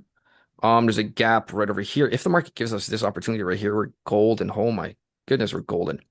But like, yeah, mark up these key levels here. And if I'm being honest, this kind of looks like what Microsoft is doing. Let's put it side by side. Quick Look question, at bro. the You show ask away. that. Um, so if you're not pessimistic, but you're wanting the market to fall, um, would this be a good time to get out of current plays that people are in? Say you got a play expired in 5 months, 6 months, a It's a year. million dollar question. It's a $1 million question. I'm not gonna lie to you. It is a $1 million question. Because Um, and to my point, like you just started the call with, you said you slid more money into Tesla, I right? did. I did. But the thing is, because Tesla, I don't care if it continues to go down based on where what its upside value is. Like I'm still trading this. Like what people got to understand is the market will give you opportunities to trade it and then take that capital and then put it right back into your investments. So I'm not tripping if the market goes down because I'm trading against it. I'm always hedging against myself. I don't know if you guys know this, but options was created specifically to hedge against Hey, yeah, investments. absolutely. Yeah. Right. So it's like even if the market goes down, I'm hedged. I'm making money. Like the whole goal for investing is to go and grow that capital. So it's like if I can hedge against myself, I'm not really losing any money. The market is going down. If it feels like a waste of my time if I'm not doing anything about it. But if I'm hedged and the market is going down, I am making money. Right. So that's kind of the way I look at it. Google was a really nice short. Tesla was a really good short. I'm still actively buying all of these assets. If I can actually open up like a non-ugly chart on like a Tesla, for example. Do I have one? Yes, we do. Let's quickly go and zoom out. Like even if Tesla wants to go down another 60%, like even if you want to go down here, which legally we can, legally that's possible. It's scary as fuck, but this is possible. So long as we don't breach here, Tesla can go as deep as we want to. What price is this? 102.21. Like legally, we cannot breach this level because this would have been the lows from 2023. So this is your key interest. This right here would be your head, and then the rest of the pattern kind of creates itself. But yeah, I'm absolutely not tripping because if the market wants to continue to go higher and I really bring my average down, I'm not just bringing my average down, I'm increasing my position size. So as time goes on, it's just I'm owning more of said asset because I understand what the future value might be. A lot of people, when they look at investing, they're like, oh, my current investment is down. Well, it's like, hey, how big of a position size can you get to? Time is going to pass you by anyway. That's the way that I look at it. Time is going to pass me by. And if I see a really long-term outlook and I'm not trading this, if I'm not trading this on the long side, all of this is just opportunity to me. All of it. Because in 5 years, you're looking at this and you're like, fuck, why didn't I invest in Tesla 5 years ago? All the market did XYZ. So that's kind of the way that I look at it. But again, I'm still scaling in. I have no fear whatsoever. Like not a single sleepless night at all whatsoever. But if you guys want to like look into who mentioned energy and whatnot. Have you guys looked at like water stocks? Have you Water guys stock, looked into as in, yeah, as look in go look at the water stocks. You I guys ain't will gonna be lie. Yeah, you I've heard guys will their be time is surprised. coming. But W. I go ahead, Malcolm. I was just gonna say, I feel like I heard recently, water's time is coming based off the building or developing of these data centers. Yep. Yeah. Water All right. apparently every time we use ChatGPT is like a full water bottle Hmm. being used every prompt that we give it. So the way that I look at it is like even if these assets go down, there's still other assets. We're Did I looking put you? like Go continue. ahead. Finish, We're Joseph. looking heavily into tech right now. We don't have to look into tech. We can look into oil, we can look into the energy side of things, we can look into agriculture. There's so many other side of investing that we can kind of look into that is not tech and risk on. And that's kind of what I want to remind you guys of is we're not just investing in numbers on a screen, we're investing in real companies. So find where the money is. Look at where that sector rotation is coming from. All of the assets that we're looking at right now that are at their highs, maybe they go down, maybe they continue to go up. But the assets that have already bottomed out, that's where you find that sector rotation. Hey, That's where we Joseph, look can for it. you got crypto on there too? Hey, look Well, up look at it. We'll look at it in a USWR. second. We'll look at it in a second. US, what is Okay. USWR? Man, it's this water reserve. I, hey, I looked at it. I did my research on it. It's the United States Water Reserve crypto coin. Just throw it. These are all like meme coins. I would never look at something like that. I'm Hey, not gonna lie to Keith, you. what the hell are you talking about? I would never look at something like that ever. That sounds like Hey, I ain't gonna lie, What my the hell are gambling. brother. you talking Look, Uh-uh. about? listen, I did it for Uh-uh. 2 seconds. It made 1,000%, bro. My brother put me on there like a You put So a how much maybe is it like worth? A 2 months dollar? ago. How I much is it got worth? in, A got dollar? out. That mug was How much is no. it I'm worth? A saying dollar? What is it worth? no. I put in 500. Listen, No, I'm saying what's the mean? What is it worth? Like probably what, like a couple cents. oh, this nigga's on swear. keys. Dude, you Hey, finna get muted for the rest of the call, dude. I'm just playing with you, Probably man. a couple of cents. Probably a couple of Nah, nigga, cents. you I need to serious. stop playing with Nah, y'all. Let nah, me stop playing with y'all. nah, that nigga Y'all be serious. on Twitter, man. Don't y'all be on Twitter more than me? Y'all sitting over here talking about y'all know about the WSTR, man. Keith, you muted for the rest of the call, brother. Shut I'm up. dying, bro. I'm fucking dying. Let me stop playing with y'all, man. But this right here's a water company. AWK. This looks like it's taking a nice little dip, right? You guys also got to understand you could be investing in companies that are paying you like a healthy dividend. A lot of these companies they pay you to hold them, right? Tesla obviously doesn't provide a dividend. Apple does provide a dividend. I think Nvidia provides a dividend, if I'm not mistaken. Nvidia, it's a point Yeah, zero yeah, one, point yeah. zero. Yeah. A lot of like if we go and take a look at like what oil is doing, let's take a look at XOM. This is your long-term outlook. Look at Hey, where hold on, oil hold might on, hold be. on. What is this the month? Hold on. No, I'm on the monthly time frame. Yeah. Joseph, you came on. Can you go to January real quick? Where is January here? Where the Oh, hell is January? that's the monthly, right? So you kind of low key. It's like 6 months ago, right? Oh, January 2026, correct? 2026. Yeah, 2026. Let me Oh, see. I'm looking at freaking 2019. Where Let's the hell is see. January? My bad. Yeah, I'm cooked. No, you're good. January. 2020. Everybody got jokes Here, yeah, tonight, yeah, I got boy. you. So the reason why I bring this up is because I'm gonna add a box here, by the way. the reason why I bring this up is because Joseph, you came on to the ecosystem for the first time in January of 2026, and you said, guys, I think we should look at XOM. You said this, and I can actually, I'm gonna actually repost a clip tonight that when you said this, you said, I think, guys, we should be looking at oil. This is January of 2026. What was that at? What was that trade in January? Beginning of January when you came on for the first time to the I ecosystem. I I remember. This right here, this is really when I heavily started scaling into XOM. Bro, I made over 100K trading oil when oil went negative. Like this is something that I banked on heavily. And you got to understand, like when something goes negative, when something drops this heavily, especially with oil, these guys are not, bro, these guys are the biggest players in the fucking world. We're not playing with some penny stock here. This is oil. This controls the world. Keys. Oil, They yeah, no. We do not gamble on no Hey crypto, man, water, why no. wouldn't I? Y'all don't take it as a joke. Goodness gracious, I'm boy! kidding, I brother. don't I'm need to kidding. be I'm on kidding. no Twitter. I'm kidding, brother. But when I I looked at couldn't this, do that. Long term, man. give me a second. When I looked at this, Pause, pause. okay, long term. When I looked at this though, the thing that instantly stepped into my mind was the fact that we are compressing, and compression is essentially when a market is trading sideways. It's the most ideal time to buy when the market is trading sideways. And I kind of spotted your long pattern with, again, we mentioned the head and shoulders one of the first times I hopped on. You got your huge ass left shoulder there, huge ass right shoulder here. The market is literally showing you where it wants to go.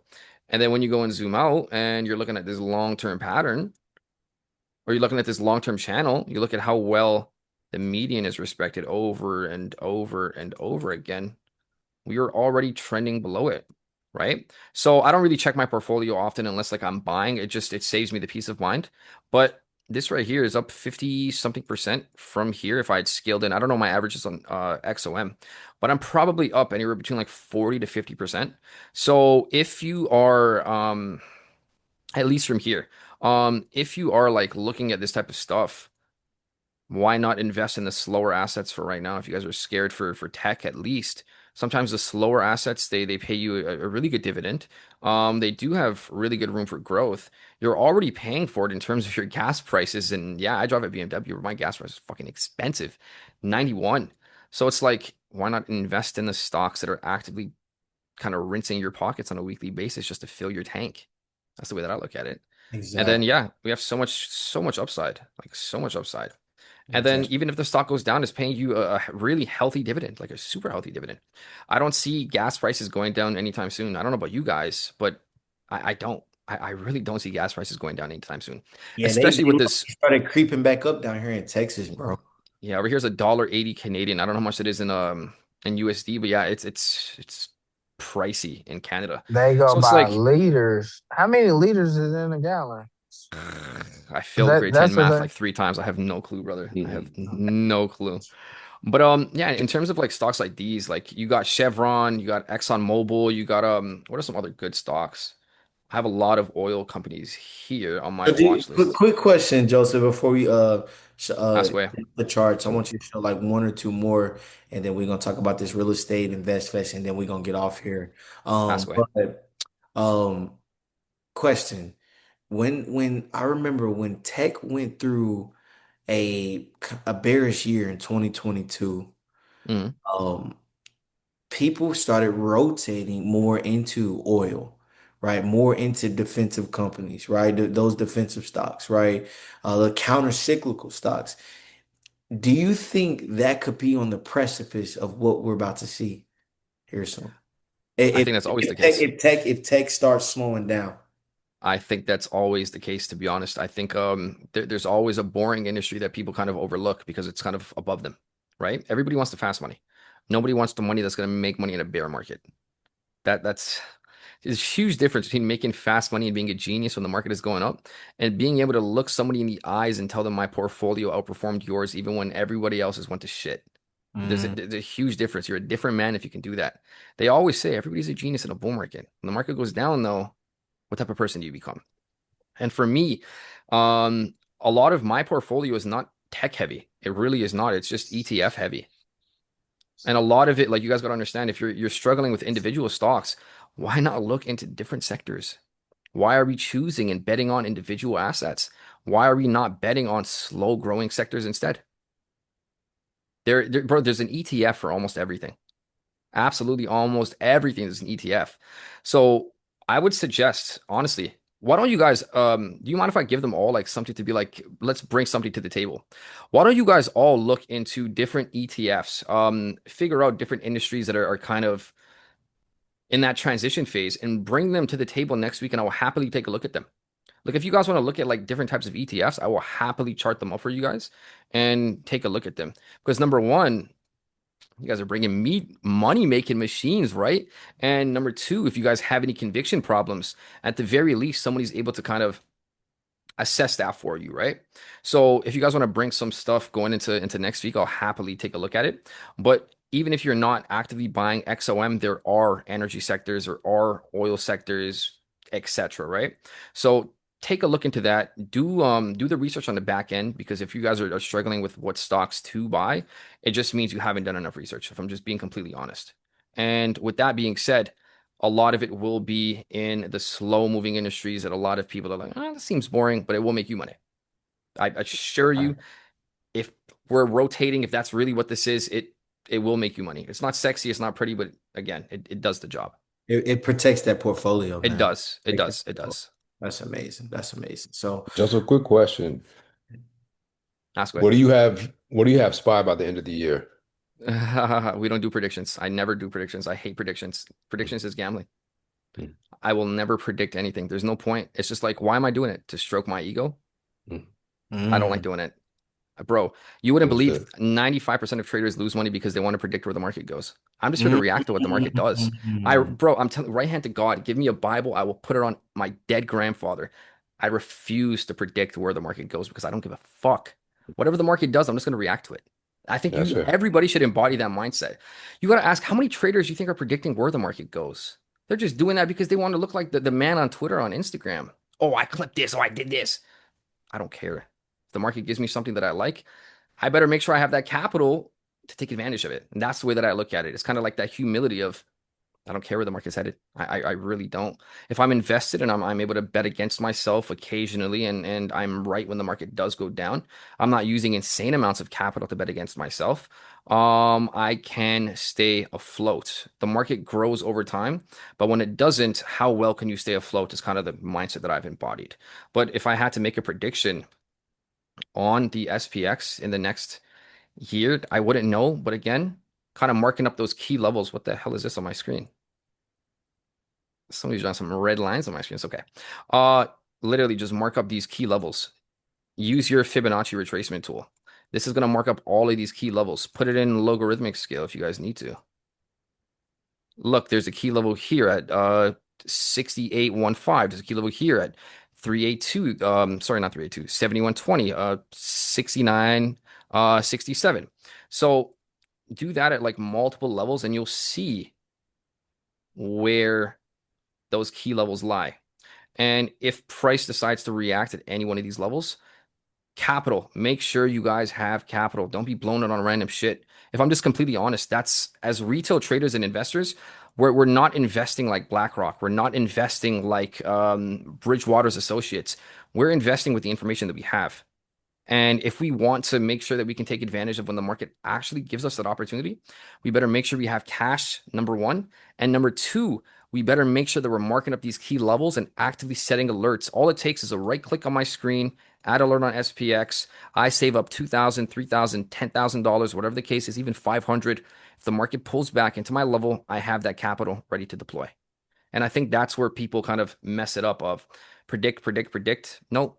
Market decides to drop, drops into my level. I deploy capital. Think like a capital allocator and not somebody trying to, I guess, predict every move. And I say that like with my heart in the right place. My heart in the right place. The more you predict, the more it's going to train your brain to think that you know everything. And then once you do that, kind of shoot yourself in the foot. Because if it doesn't drop down to your level, what do? You, I'm going to wait. I'm going to wait. I'm going to wait. I used to do it all the time, and I personal experience. I'm ranting, but stop me from ranting. But that's kind of my mindset. Nah, you good. You good, bro. For You, sure. that was a good ass Appreciate question. that. Absolutely.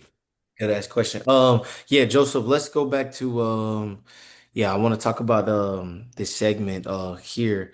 I know Tev's still on here. Yeah, you can close the chart off. Let me see. Let me see real quick. Let's see.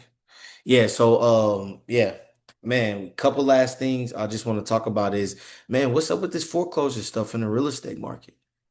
What's up? What's up? What's going on, man? Like, yo, what's going on, bro? All right.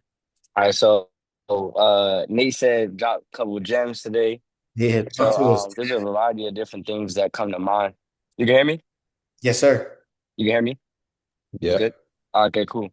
So there's a variety of different things that come to mind, but the first two that come to thought is investor FOMO and exit strategy. So for those who may not know, exit strategy is going to be your plans after acquiring the asset, right? So do you plan to rent out the property? Do you plan to fix and flip the property? Do you plan to utilize the property as collateral for loans, for bigger, better opportunity, et cetera?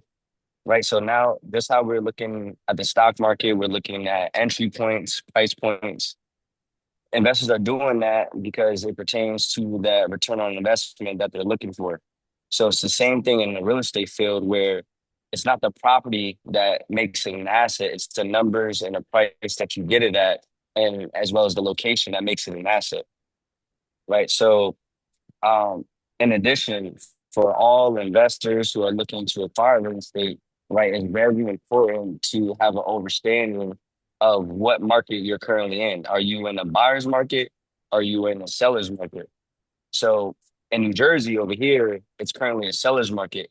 So investors have to have a more precise, they have to manage the risk, and then they have to be more unique operating in the seller market at a very high level. So the two ways of doing that is by either going to local auctions or by getting in direct contact with the seller who's in a distressful situation who is looking to sell immediately. Right. Right. Hey, quick The question, gem that Ted. I want to Quick question, drop. Ted. Oh, my bad. Question, Ted. No, I was just gonna ask you. You in Jersey? Yeah. None of us in Jersey. What's going on over there, though? So in Jersey, we're in the seller's market. Um, the taxes are at an all-time high over here. It's very tough to acquire doors in real estate if you don't have a huge investor network or you're not in direct contact with sellers, right? So even at auctions, right, you honestly have to get lucky, but at auctions where investors are getting FOMO, you can see as far as where an investor acquires a property, like what the numbers is at, to see if it's an asset or a liability. I went to an auction 2 weeks ago, and this investor got this property at 1.9. It was listed on the market for 1.3, and the investors that I was sitting next to were coming in planning to get it at around 800,000. His cousin, the one that got that property, owns a pizza shop. I talked to him. I said, "Hey, man, I actually seen your cousin at auction, and I'm gonna be honest, he's losing money. He just bought a property at 1.9, and the numbers don't work at all." And he said, "Really? That's interesting because he has been losing a lot of money on property, right? So it's that investor FOMO." So actually, I got my brother Coron, and it's up to him if he wants to explain. It's not the gem, but he actually put a gem where you can utilize in ChatGPT, where you can have an understanding of the value of any property that you deal with, right? So it's a formula, and I don't know if he wants to feel like talking, but I'll give you guys this formula. The formula Is basically the is, oh, go is ahead, my bad. Take the floor, bro. You got it. the I'll give you that. the way we work with investors, man, they do a rule called the rule of 70. I don't know if anybody know what the rule of 70 is in here. Do anybody know? Talk to us, brother.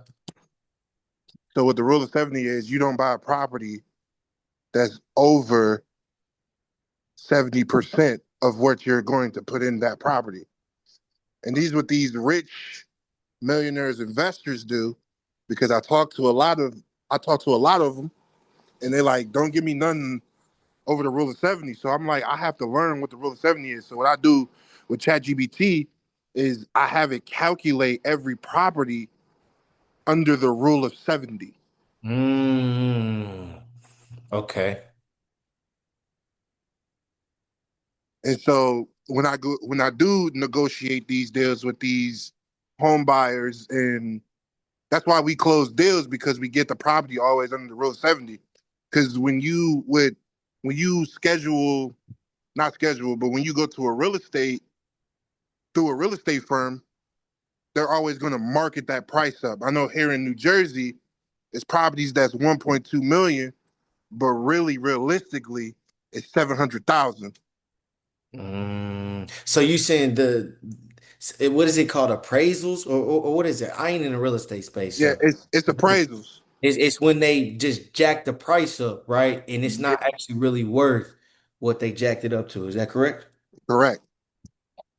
Yeah, and investors are able to adjust comps when investors are owning multiple properties within the same neighborhood. So that's a lot of thing. That's another thing that people are not aware of. So just to piggyback on what my brother CJ was talking about, as far as implementing the formula in ChatGPT, one thing you want to know is you want to know the comparative market analysis, right? So you would put into ChatGPT the address of whatever property you're looking for.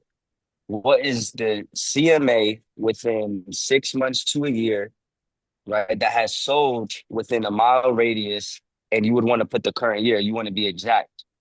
The next step you want to put after that is you want to also make sure that you know what their current asking price is and what the renovations cost, because those are key things, right? Because the numbers are going to determine whether it's an asset, right? So after you put what they're asking for, whatever the seller, whatever the realtor, whatever that asking price is, you're putting in the renovation cost, and then you're asking, okay, as an investor, as I'm approaching this property, what is my MAO? MAO stands for maximum allowable offer, right? That maximum allowable offer is going to be the number that you come in on that property. Now, a lot of times people look at it like, damn, like this is my maximum allowable offer. They're asking for this, but at the end of the day, you're looking for that return on investment, right? Because if you're buying that asset at a very high price, then it's just going to be in a big expensive car that you're making payments on, right? So determining where your exit strategy is, right? Single family homes. We were just talking about single family homes. It doesn't make sense to have a single family home as a rental property, but it does make sense to fix and flip a single family home, right? So defining your exit strategies, not having investor FOMO, and then always running numbers on every property before you get to that closing table, because it has to work for you, not just for the seller. Hey, that's game. That's game, bro. And I think that's the power of and we got helly other real estate experts on here. Malcolm, Keys, Nigel. I know J. Cole getting into that space as well. Where we just we this is the purpose of the ecosystem, being able to circulate this valuable information, right? And for me, like myself, I'm not real estate savvy, right? I'm not a guru in real estate. I know my lane, right? And I'm not going to try to portray on the internet that, oh, I'm a real estate guy too. Like, no, I think that's why we lean on each other. And just I just want to hear from Malcolm and Keys too. Malcolm first. What's going on down there in Atlanta too? Because I know we heard from CJ and Ted what's going on over there, but Atlanta, like, because I seen from Earn Your Leisure and what they talked about, just the sentiment around Atlanta, especially when it comes to the help with InvestFest, they feel like the help is not there. And I'm also seeing people in the comments. I'm seeing 19 Keys. I'm seeing a lot of higher ups calling for the removal of InvestFest from being Atlanta to a different city. and they're saying just the Atlanta. I'm hearing Atlanta's getting kind of overpopulated. I'm hearing that it's so many different entrepreneurs, investors, the people are walking around trying to. It's just getting oversaturated. Talk to us about what's going on in Atlanta too, because bro, we're about to be down there in 2 weeks, right? Yeah, I All the mean, people will be in Atlanta, right? yeah, I mean, I think that's been the talk for some years, just Atlanta being or getting to that point of being overpopulated. I mean, so many people migrating here, seemingly, day by day, month by month, year by year. Um, I think in terms of the market, I mean, definitely a bit of a polar opposite from what's currently taking place in Jersey. I mean, definitely a buyer's market, for sure. I think you're seeing properties sit for some time. Um, so I think for those on the sell side, particularly on the retail side, like you happen to be really, really precise in terms of where you list your homes in terms of selling it. Whereas a few years ago, when rates were historically low, you could list it basically wherever, and you had option after option after option, and we're pretty much at the polar opposite of that currently. So yeah, I mean, just a completely different market. It's interesting to have been doing this long enough now to see those shifts in the market because it was the wild, wild west when I first started. And now it's mellowed out, and the leverage now sits more with the buyers than it does with the sellers. That's Um, man. but yeah, I mean, I think for the city itself, I mean, there's so many Fortune 500 companies here. There's still a lot of building taking place. There's still a lot of development taking place. There's a lot of cranes downtown. Despite it all, I mean, which is a good sign, I think, from a growth standpoint. Um, but but yeah, I think on a real estate side in particular, yeah, things have just shifted quite a bit. Man, and I feel like it sounds the same of about being in the stock market. Like Malcolm just said, time in the market Mhm. better than time in the market, and it kind of looks like that applies to all different sectors, right? All Oh yeah, different I think asset so. classes, right? Hey Malcolm. Mhm. Got a quick question. So like for the buyers, where do you like what's their like average, like like what are they, I guess their range, not average, but the range of like where they want to buy? Like is it like the 200s, 300s? Because like I feel like in Atlanta, like you're dinner priced out at if you're Yeah, under 300. Like for that you're sure. Damn, cooked.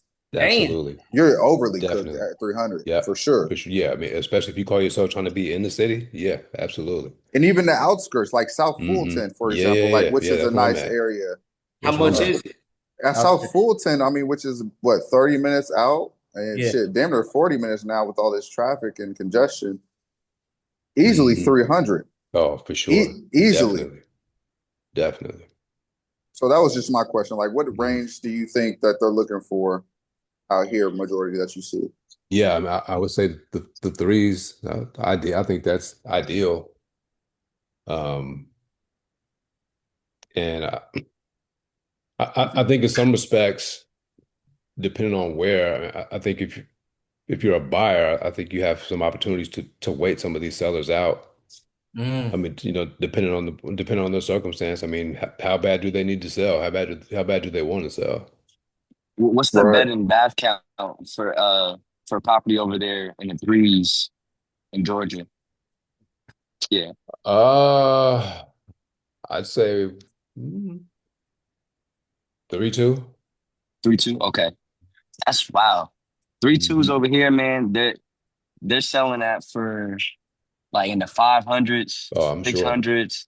It Yeah, got yeah, moved up 100,000. yeah. Past COVID, there was a dude Yeah, who I was got so about to say that. oh really? Hmm. Mm. What's the price like in Indy for property? Me too. I mean, depending on what area, where Hmm. ours is more about school districts. more than anything, rent is becoming a problem here. Really? Where Rent, where where like, so? Where so? And how much? let's say Ben Davis. Ben Davis, you can't get a 3-2 under 2,500, two bands, 25. Mhm. Yeah, at least two That's bands. Atlanta numbers. Because I mean, That's even in, crazy even work. in bro, even in you see the thing about Atlanta is like you can live in Buckhead, you can live in Brookhaven, the city, the midtowns, West Midtowns for about you can do it for about 1,600 at the minimum. Really? And that's starting like studio. But what they do down here is I think I've said this before, is like they'll give you like the 3 months off, 2 months off. That's how they reel you in. 3 months off, Mm. completely off. Like that's Yeah, the like you can either put that towards your lease, or you can say you just wanted 2 or 3 months, whatever the I think for your house. concession. No, for we're talking about apartments. Oh, okay, okay, okay, But okay. even Yeah. but Mm. I'm glad you brought up Thank you. houses though, bro. I'm glad you brought up houses though too, because and correct me if I'm wrong too, Malcolm. Like, and you could probably speak way more to this. Is they want to a lot of these new builds, especially like townhomes. Hell, they're starting to see. I'm starting to see like hell. If you like, it doesn't even matter about your credit. It's really a matter about your down payment. They just want to get you in. Mm. If you could And then speak get to you towards back. that, Malcolm, like you probably know a lot. I've been seeing that. I don't know how true it is. I've just seen it. No, what I have seen a lot on the new build side, I think particularly now, is I just think I mean they're so compelled to sell because I mean they have actual product that they have to get off. Right. So with the rates being higher, they know that there are less buyers. And so they tend to offer right now they're just tending to offer way more incentives than they were when the rates were lower. So when the rates were in the twos and threes, they may offer you maybe a contribution toward your closing costs. But now with the rates higher and there being less people with that buying pool being smaller, they're offering paid appliances, what, maybe 15,000 toward closing costs. They'll do what's called, I'm sure, I know Keys does, but in Tab, but they'll do they're doing what's called Seller's concession. they'll do that, and they're doing what's called an interest rate buy down. Oh, So, yeah, the buy down's going yeah, so crazy right now. what that basically, so that your standard is basically a 2-1 buy down. So what that looks like is if we take current rates, which what was it 6.9? So in that first year, the the bank or the lender will buy your rate down two what we call 2 points, which will take your rate down to 4.9. And after that first year, it'll once that first year expires, it'll go up 1 percentage point to 5.9. And so the hope is that within those 2 years, that rates will have fallen low enough to where it makes enough sense for the buyer to refinance. But some of these builders who have deep pockets, they're actually buying rates down for the life of the loan, Mm. like D.R. Horton, and I'm not sure about Lennar, but I know D.R. Horton for sure because I've helped a couple buyers who got their rate bought down for the life of the loan. There's realtors over here in New Jersey that don't believe that the price over here as far as the houses are going to go down. They think that it's just going to keep going up, which is a Mhm. possibility because Yeah, for sure. you Wait, know wait, wait, wait, just wait, the, wait. The the shit that's already 600,000, 800,000, 500,000, a million, 1.5. You saying the shit's about to go up, bro? It's gonna keep No going. one yeah, has, listen, especially no yeah. one has cheese for that, Facts. bro. Can I tell you why? I listened to Go something the other day, brother. It said people that live in New York pay for the dream and the Yep, opportunity in the bro. hallway. Yeah, Where did I see that at? Where I did I just see it? listened You to that. seen that I just too? seen yeah, it. that's You seen crazy. that too? They said Yeah, that's Bro, only for people New York. pay for that hallway. 5Gs is 5 minutes. worth I it. got you. Think about who you gonna meet. Like literally, Yeah. if you live in New York, you can come across anybody in the subway. That's why I said I want to do a homeless challenge, or really, I don't see how nobody's homeless in New York. Honestly, you Now have the they are. pursuit of happiness in real life. Like, unless you have a mental health issue, I can understand that. But honestly, otherwise in New York, bro, think about who rides the subway every day. But at the You same time, meet, brother Nah, King, nah. There's yeah, I'm people. about to say There's people at the homeless same in New time, York. it's hell. Bro, hey, first of what all, they I'm said New saying York is, is one all of the right, most let me break it overpopulated down to you. Can I cities. break you down my Yeah. $1 million Break it plan right down. quick? Break it And down, hey, King. Break it man, If down, I King. hurry was up, on the man. pursuit of if I was on the pursuit of happiness, I'm on the subway, bro. Y'all listen. I wanted to always. I swear to God, right hand to Jesus. I told my Yeah. homie I wanted to do a YouTube series where I'm on there, go straight to New York, homeless, ain't got nothing, bro. I would shake my cup for $10. I would first go to Goodwill, go find me some thirst. I went to Goodwill in New York. I ain't gonna lie to you. I went to the Goodwill in New York, bro, because I was with my homie. He thirst shopping. But So wait. But where was the Goodwill? listen, Where was the Goodwill at? Was it in Manhattan, Brooklyn, Soho. or It was nah? in That Soho nigga though. You went in to one of It the was in richest spots. the Soho. rich. He went to the Soho. It richest was in spot. Soho. I Okay, can't lie to because that you. all matters. In Soho, It you probably matters. ain't getting nothing being It's homeless in Soho. Soho. That's the richest. That's If one of I, the richest spots in the city. listen, Right. You're listen, not but it getting got a nothing from Soho. Goodwill. It got a Yeah. Goodwill, right or wrong? Okay, I'm Yeah. shaking my keep going, cup in keep going. Times Square. That's where I'm Yeah. starting at first. I know I can give me a couple, at least 10, $20 in Times Square. Shaking the cup in Times Square, hitting the Soho Google. You better be shaking some ass. Cause motherfuckers What is the not fuck? Hey, pause. Hey I'm just yo, that's being I'm crazy. no hey I'm not yo, no That's crazy. hey but yo, That no shit just went just left. hey yo. because I'm just being real because the last time I was in Hey, the New last York time I game mean in the bro motherfucker too. I ain't gonna lie. Yeah, You that's gotta crazy. find the bro travelers and bro foreigners bro that's not from there to give you real some shit. money. They gonna No, give you some no money. pause, but no pause shit because you got to understand though. You shaking your cup, but you got niggas out there doing backflips, True. flips, and Dancing, Hey, acting. Yeah, You're playing hey, not instruments and like you guitar. whatnot. really gotta cars. Hey, you really gotta these crackheads out here is entertaining niggas. Oh Yeah. yeah. exactly like a motherfucker. So I like brought it's not even what? about like the cup. Fuck the cup. Okay, let me slide You Word. better with have my a $10 Yeah, yeah. plan. It's you way Look, be different. able And let to me do pull up right backflips. Cali, quick. you probably get some in that Yeah, cut, but Cali. Can I New get yeah, a York but little is cup? New York Can is I get a nah. That's little a cup, financial my district. nigga? They don't give a yeah, fuck. they not playing. They don't give a Everybody from New fuck. York, they moved to New Jersey. But the three things to take away as far as real Jersey estate, City blew up Jersey overnight, City is bro. going crazy. Jersey Come City is going on, going crazy. crazy, bro. Yeah, Nobody wanted to live there. Orange, nobody wanted to live there, bro. Think yeah. about all those Now he's places. tapped in. Jersey City is gentrifying at a Bro, rapid rate. gentrified, bro. Come on, now they charging Yeah, what 4Gs for apartment? Nobody wanted to live there. Nobody Newark's wanted to yeah. next, build right? there 10 years ago. Facts. Newark's next, right? Newark. Oh Newark, yeah, Newark, yep, Newark was no, been on. yes, yeah, Patterson been Newark, Newark on, niggas. bro. All yep, through there. Newark. Orange, South Orange, all that, bro. They been gentrifying it. You know who was doing it though? Caesar. Caesar that got caught with the fraud. Well, I don't know if he was doing fraud, because honestly, I was watching them do, but you Oh, never him and know. Envy. You know what I mean? Yeah, Yeah, him. him and Envy was tearing Jersey up, bro, a couple years ago. I ain't gonna lie to I you. thought it was in What Nah, happened? yeah. Patterson Patterson? is crazy, but if you go to East Side Patterson, that's where the majority of the Jews are buying the They property. they So buying it, bro. they're buying it. They're buying it. But the three things to take away from anything is literally numbers, which is your return on investment, location. Like he said, are you near hospitals? Are you near downtown areas? Are you near nice, good public schools? And then the last thing is exit strategy. Do you plan to fix and flip your property? Do you plan to rent it out, or do you plan to utilize it as collateral to make a bigger and better purchase for your business or another real estate acquisition? That's the three-step framework that will literally help anybody as far as acquiring an asset.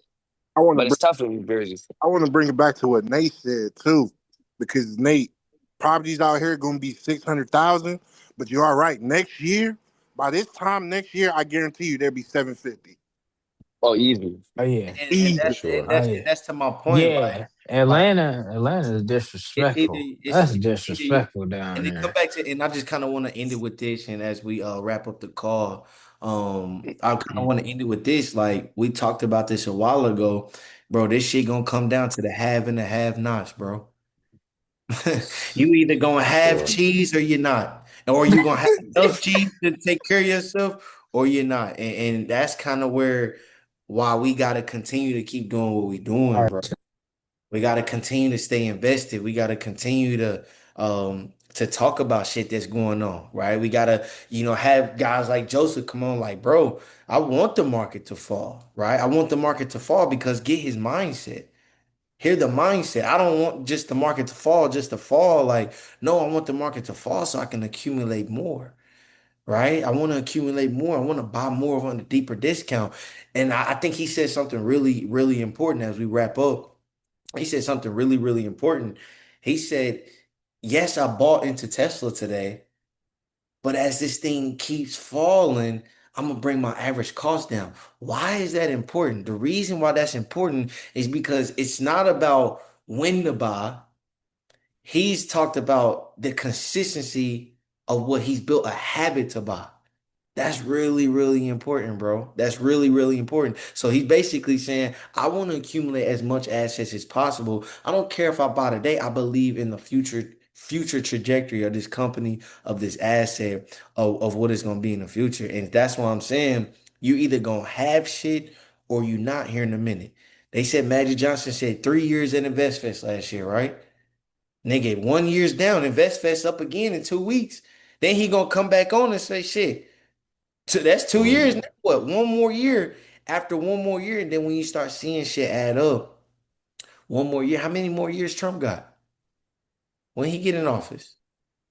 Right? What is life gonna look like when he's done in office?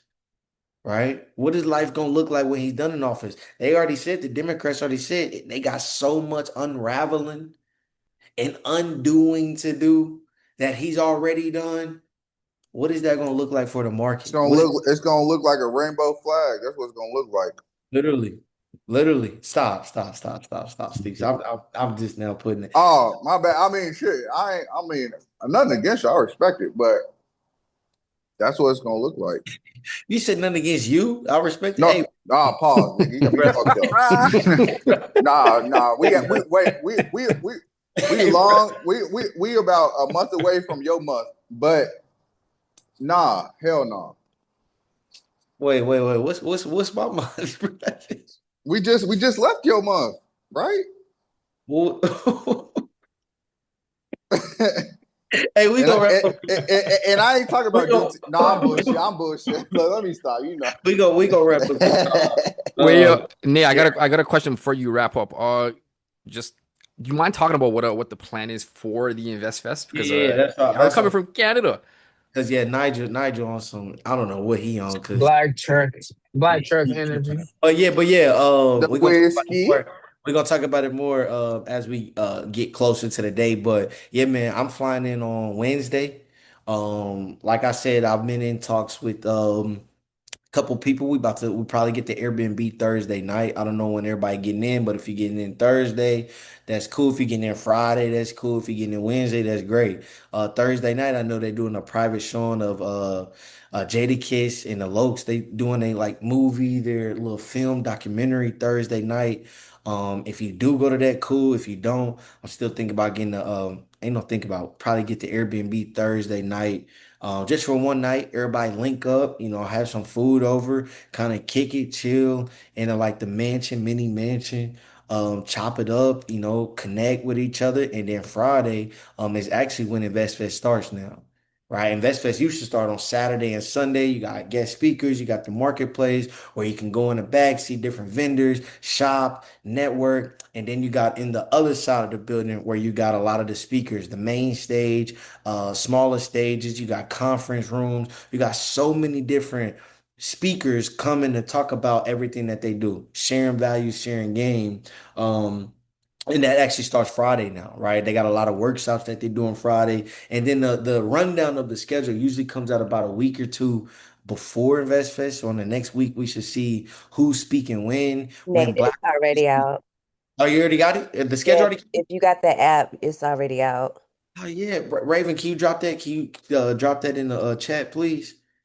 Got Like you. screenshots or something of that. If people don't got the app downloaded, drop that in the chat. And you're gonna be able to see who's speaking when, what time they're speaking. Are they speaking in the morning? Are they speaking in the evening? I know we got um who's the headliner? Serena Williams talking this year, about the portfolio that she's building right on the venture capital side of things, of her career, turning her career up. I think it's gonna be great. And then each night, obviously, we gonna go out and do our thing too. So last year we had a rundown. Friday night we went out, VIP night. After that, we kidnapped Caleb Silver, chief executive officer, chief writer of Investopedia.com. Kidnapped him, went out with him. Friday night, the Saturday night, we went out again. We had the rooftop. And then after the rooftop, we had the party, the I think it was called the underground. Big ass party, sold out, couldn't even get in no more. And then Sunday night, we finished that nightlife off as well with another function at one of the lounges as well. So man, we got a jam-packed weekend. I know Joseph is coming all the way down from Canada, bro. Yeah, I got Canada. my guys come from Canada too, brother. My Joseph is guys go. coming down from Hey, Canada, Joseph, did bro. you put your number in the group chat too? Yeah, I already Of got him in course, bro. there. Of course, of course. He's in there. He's Oh, in so there. yeah, we So lit, yeah, so bro. yeah, so yeah. Man, Canada, bro. He's coming down from Canada. Bro, we got like 20, 30 people that's gonna be mobbing together. Last year we had like good like 12 to 14 people. And I think I told everybody last year, I'm like, yo, next year we're gonna have like 30 of us. And I've talked to over 30 people that we connected with and said they already got their ticket. So it might be more, right? And imagine that, bro, linking up just to learn, to network, to build, to connect. You might meet your new business partner this weekend. You might meet a new opportunity this weekend. If you're looking for a job, they said on Earn Your Leisure, they said QQQ and Vesco, Yeah, Vasco. they actively hiring on the spot at investment. Ooh, So come with your resume, right? If you got a nice little resume, if you don't, clean it up. Put it in ChatGPT, clean it up real quick. Come with your resume ready. You never know what can happen in this weekend. This is gonna be my fifth time going to InvestFest, half a decade in. And we're only getting better and better and better as we go. So, man, let's stay locked in, y'all. We'll talk a little bit more about it as we go through the weeks. But tomorrow, last day in the market at 12:01 a.m. Here in about an hour, those tariffs go live, and we're gonna see what happens. Right. With that being said, call number 36. We got it Hey, down, y'all. hold on, hold on. Yeah, talk to me. I read in the scouting report your birthday's this week. When's your birthday? Oh yeah, man. Oh, thank you for reading the scouting reports, Oh yeah, I man. read every week. Thank you hey for reading. man, I got me funny. Yeah, I keep don't got it. time, brother. Oh, I'll be yeah. honest, bro. Hey, I'll try my best. my I'm in the birthday group chat as much as I can, brother, but my birthday's I ain't on gonna Sunday. lie. My On birthday Sunday? my birthday's on What we Sunday. doing for Nate's birthday, y'all? We gonna 26. fly to Okay. Dallas? Nah, nah, nah, nah, nah. I'm gonna see y'all literally in a week and a half, It's man. I'm gonna see Wait, y'all. Yeah. Nate, you're a Leo? I'm a Leo, bro. Okay. My birthday's the day after InvestFest. Ugh. Man, Oh, wow, Leo okay. gang. Leo gang. Okay. Oh, y'all Right gang after. then, huh? Yeah. These Lions. August Okay. babies. Yeah, Raven, yeah. But no, Leo Leo baby's the birthday on best. birthday's on Sunday, man. I just Okay.